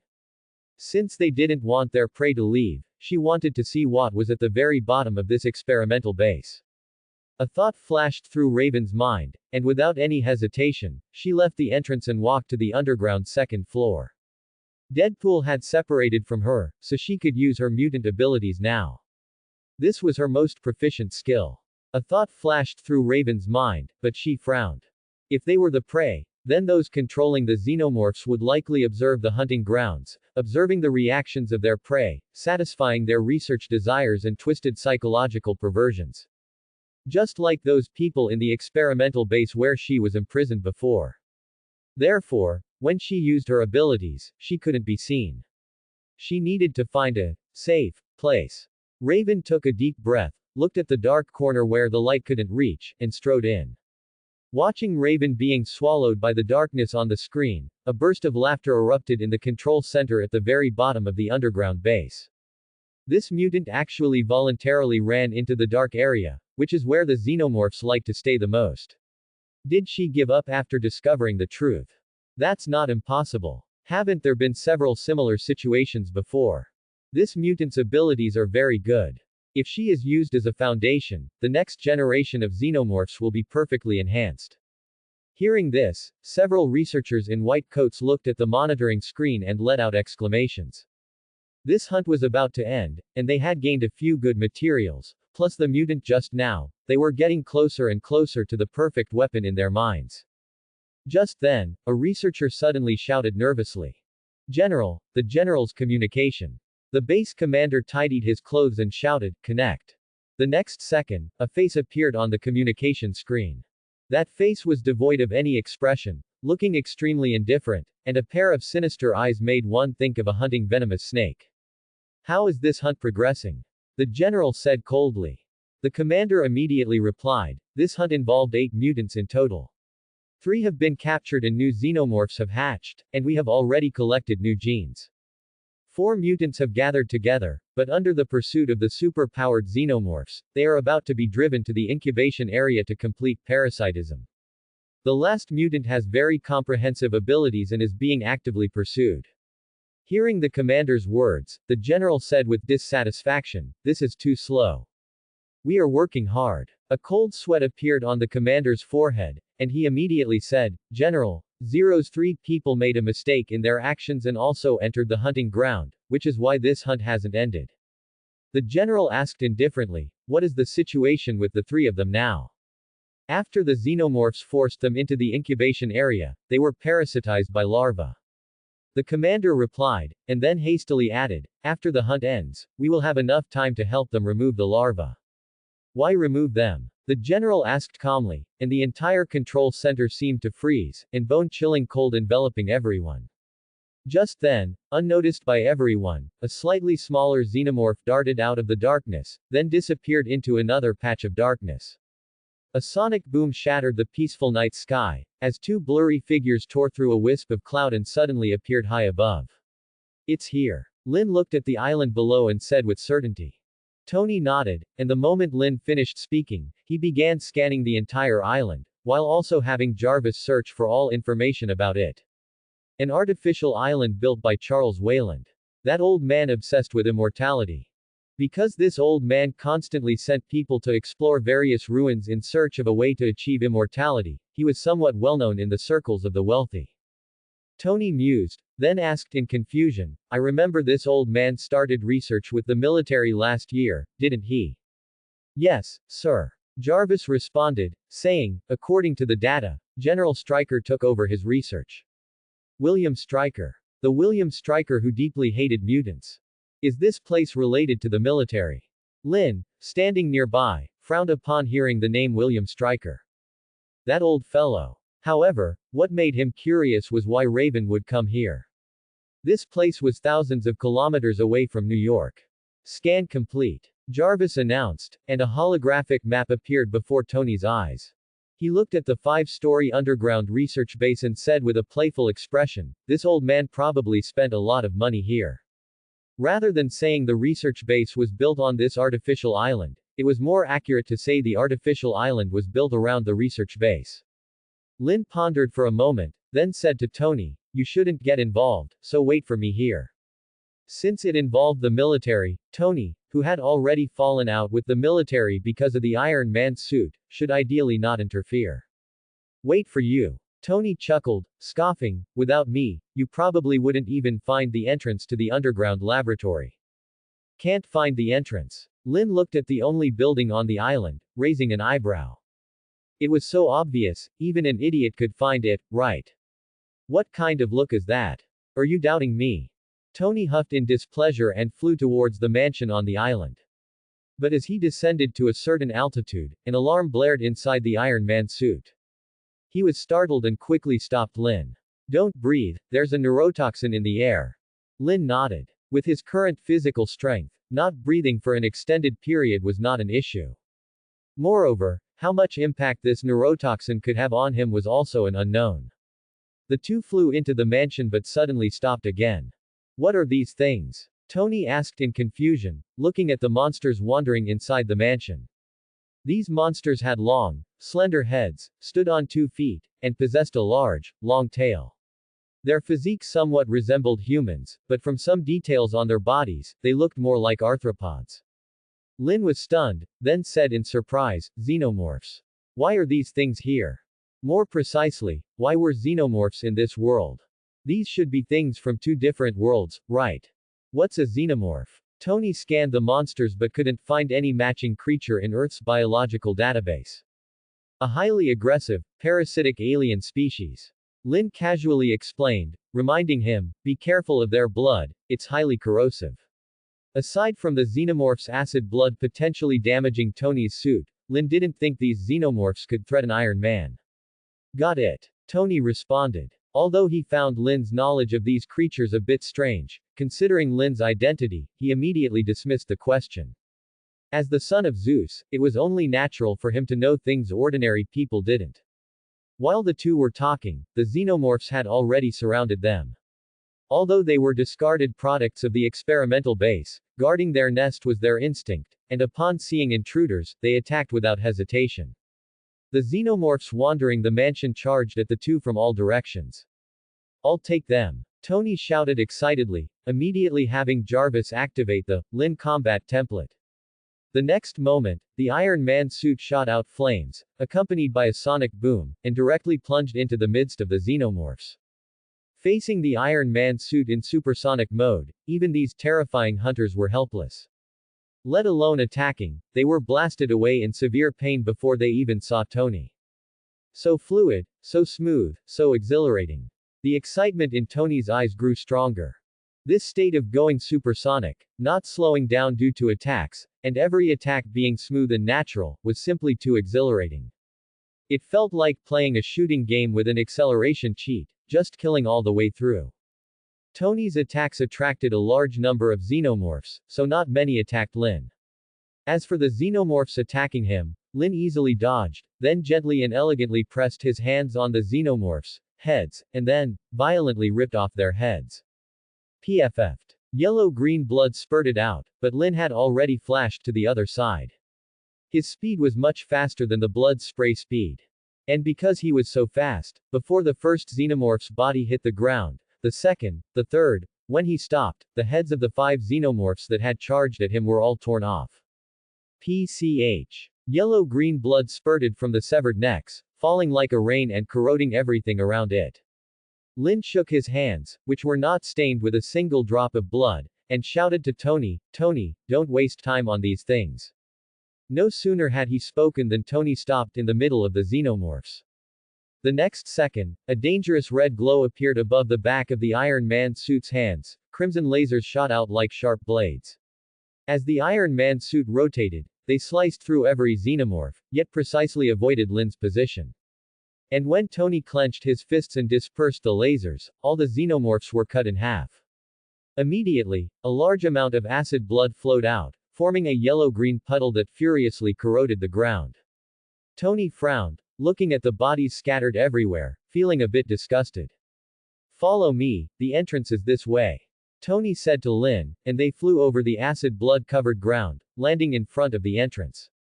Although the entrance was sealed, for Tony Stark, it was no problem at all. Tony Stark only took a few seconds to open the door. And as the two entered the underground base, the control center on the lowest level completely erupted into chaos. "Quick, stop them. Iron Man. Iron Man is here. They absolutely cannot discover what's happening here." The person in charge took a deep breath and said coldly, "Control the Xenomorph Queen, send all the super Xenomorphs to the front, and prepare to release the Xenomorph Emperor." Underground Experimental Base, 4th floor. Alien Incubation Area. Deadpool was encased in black, resinous goo, forming a black ball with only his head exposed, like a bizarre black egg with a head. Even though an alien larva had already parasitized his body, Deadpool's face was full of ease. This kind of blow, to him, was far less damaging than being forced to shut his mouth. He was still chattering incessantly. It was only because these aliens didn't understand what he was saying that they didn't regret bringing him to the incubation room. "Baby, you're growing too fast." Deadpool felt another heartbeat within his body, his tone full of doting affection, just like a pregnant woman. He looked at the other, expectant mothers, beside him and sighed, "What do you all think? Which hospital should we choose for delivery?" Hearing his words, Angel and the other two became even more desperate. Give birth to what? A fart. Just a moment's thought was enough to realize this was a matter of life and death. Moreover, the corpses around them had already shown them the fate of the expectant mothers. Ripped open chests, expressions twisted in agony. Just by looking, they could visualize terrifying scenes. "You idiot. Think of a way. If this continues, we'll all die." Riptide shouted at Deadpool, his eyes filled with despair. Hearing this, Deadpool chuckled. "I won't die, but you guys will. It's just a hole in the chest, right?" To him, it was no big deal. Instantly, the expressions of the three became as ugly as if they had eaten excrement. "We shouldn't have saved you in the first place." Banshee glared at Deadpool with resentment. Deadpool pouted, "I didn't ask you to save me. A bunch of bootlickers. You." Banshee's eyes widened, as if she couldn't believe there was such a malicious person in the world. "If it weren't for me, you would have all died already."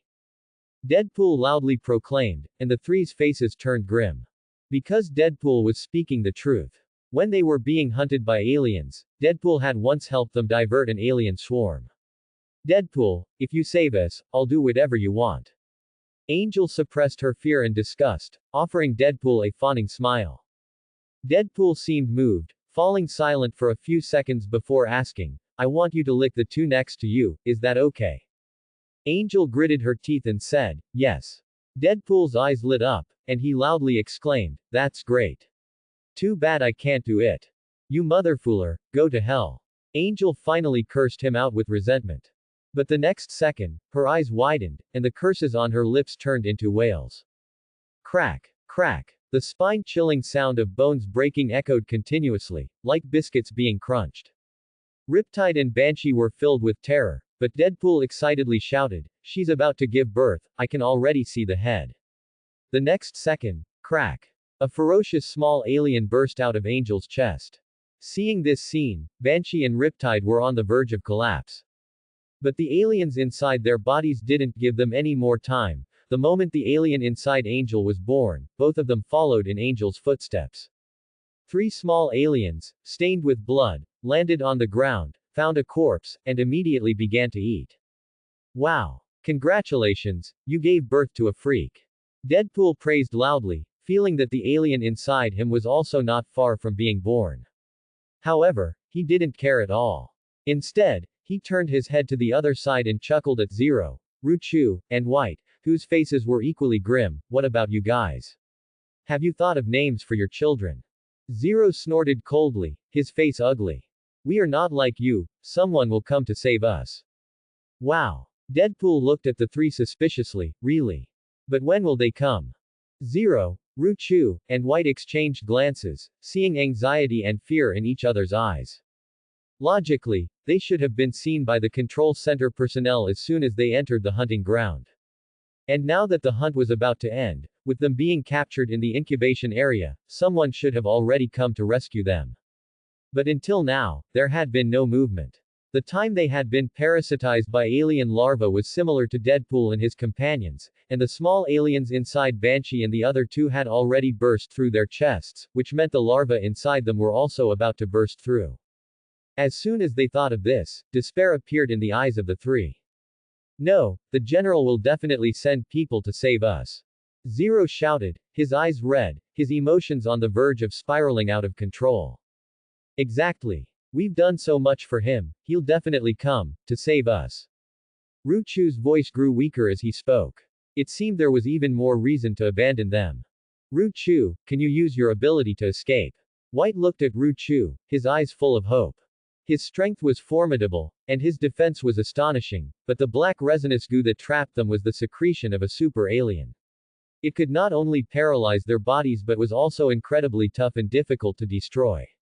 No. Ruchu smiled bitterly. His teleportation ability could not get rid of the alien larva inside him or the black cocoons, and it might even fuse with his body during the teleportation process, costing him his life on the spot. If the elevator hadn't been destroyed, this wouldn't have happened. White said with a face full of resentment. Huh. The elevator is fine, though. Deadpool looked at the three in confusion. The three stared intently at Deadpool. What do you mean? White asked in a trembling voice. Deadpool sighed, I thought it was broken, so I blew it up. Immediately, the three glared at Deadpool with hatred, wishing they could kill him on the spot. But they no longer had that chance. Accompanied by the familiar sound of cracking, amidst the painful wails of the three more small aliens burst out. Deadpool watched the scene, shaking his head regretfully. I told you to name them, now there's no chance. He felt the foreign object squirming inside him, narrowed his eyes, and began to wait. When this little thing burst out of his chest and tore through the cocoon, that would be his time to escape. But just then, he heard a loud roar from deep within the incubation area, and with that roar, the large number of aliens guarding the incubation area immediately rushed out like mad. Wow, a big shot has arrived. Deadpool murmured curiously, looking towards the depths of the incubation area. At the same time, Alien Raven, who was wandering on the 4th floor, finally rushed towards the entrance of the 5th floor after noticing the aliens' movements. Soon she would know what was below. A cold glint flashed in Raven's eyes. Underground 3rd floor. Lin and Tony stopped. Lin, there are so many. Tony looked at the red dots displayed inside his battle suit, feeling his scalp tingle. Lin nodded, a cold look appearing in his eyes. Tony, be careful. These aliens are different from the previous ones. The fundamental reason why xenomorphs are perfect hunters lies in their ability to evolve. That is, xenomorphs can reorganize and evolve through the DNA of their hosts, absorbing the host's superior traits to survive and reproduce in different environments. William Stryker, who intensely hates mutants, would use what to cultivate xenomorphs after learning of this trait. Lin didn't even need to think to know the answer. He even felt that this base was built specifically to trap mutants. A large number of xenomorphs appeared in Lin and Tony's sight, rushing in from several passages connected to the hall, making Lin feel as if he was seeing a horde of zombies. They're getting desperate, Lin said calmly. Xenomorphs are inherently hunters skilled in stealth and ambush, but now they were launching an undisguised, collective attack on them. This could only mean that the person controlling the xenomorphs was desperate. Hey, Tony chuckled, his eyes filled with a cold light. After entering the base with Lin, Tony learned about the xenomorphs' growth method from Lin and developed a strong aversion to these creatures and their puppet masters. Now, seeing the large number of xenomorphs, he only felt a surge of anger rise from the bottom of his heart. Because every single xenomorph represented a human life. The next second, a large number of missiles ejected from his suit and shot into the passages. Boom, boom. Fierce explosions echoed in the passages, and the entire third underground level shook violently. Numerous xenomorphs were blown to pieces, the passages utterly destroyed, and yellowish-green blood and dismembered limbs splattered wantonly within the collapsing passages, like a cruel, haphazardly splattered graffiti. The cannon fodder has been cleared. Lin sensed the lingering hostility in the passages and said to Tony, "You don't have much ammo left, do you? Leave the rest to me." The xenomorphs that survived were basically super xenomorphs. Tony's expression was somewhat solemn as he said, "Not much, but enough to take out all these disgusting things." While the two were talking, the surviving xenomorphs launched another attack. And the moment they attacked, they displayed the mutant abilities they inherited from their hosts. One xenomorph's body blurred, and several phantoms leapt from it, rushing towards them deceptively. Tony curled his lip, and after Jarvis marked the real body, a palm cannon sent it away. And almost at the same time as Tony's attack, a blurry shadow, which had appeared above the two of them at some point, bared its ferocious fangs at them. Hiss! That xenomorph with camouflage ability, drooling nauseating saliva, lunged at Tony with bared fangs and claws. Lin expressionlessly grabbed the xenomorph's head and slammed it against the ceiling with terrifying force. Crack! The xenomorph's head instantly deformed, and before the acid blood could flow out, Lin had already thrown it away. Lin didn't take these xenomorphs seriously, but he was wary of their acid blood. It would be great if he could break through the sixth sense. A thought flashed through Lin's mind, but he suddenly vanished from his spot and plunged into the xenomorphs. And almost simultaneously, Tony also activated the Lin combat template, charging at the xenomorphs on the other side with astonishing speed. Spitting fire. Then rip apart that xenomorph's mouth. Projecting fear. Rip off its head, and there will be no fear. Spraying slime. Stab it into the wall, let's see how it sprays then. Body hardening. It makes a good weapon when swung around. Lin was like a killing machine, directly tearing through one passage. These xenomorphs inherited mutant abilities, but how strong could the mutant abilities of mutants killed by xenomorphs be? In front of Lin's formidable physical prowess, these seemingly powerful super xenomorphs were not enough. At this moment, Lin displayed the power of the Cosmo. Body, will, soul, combat instinct, a standard hexagonal warrior. Boom! Lin grabbed a xenomorph by its tail, using it as a weapon to smash away the last xenomorph in the passage, then kicked a piece of rubble to blow apart that xenomorph's head before flying back to the center of the hall. He looked towards the passage where Tony was, and upon seeing the crimson laser light up, he knew that Tony's battle was also about to end. But there were still many xenomorphs. Lin glanced at them, then flew towards Tony. They weren't here to clear out xenomorphs. Although he no longer sensed Raven in danger, finding Raven quickly was the primary goal. Tony. Let's go. Lin flew past Tony, heading for the fourth floor. Tony looked at the xenomorph horde behind him, his eyelid twitching, and flew to the fourth floor with Lin. At the same time, after circling the fourth floor, Raven finally located the entrance to the fifth floor. It was at the deepest part of the incubation zone.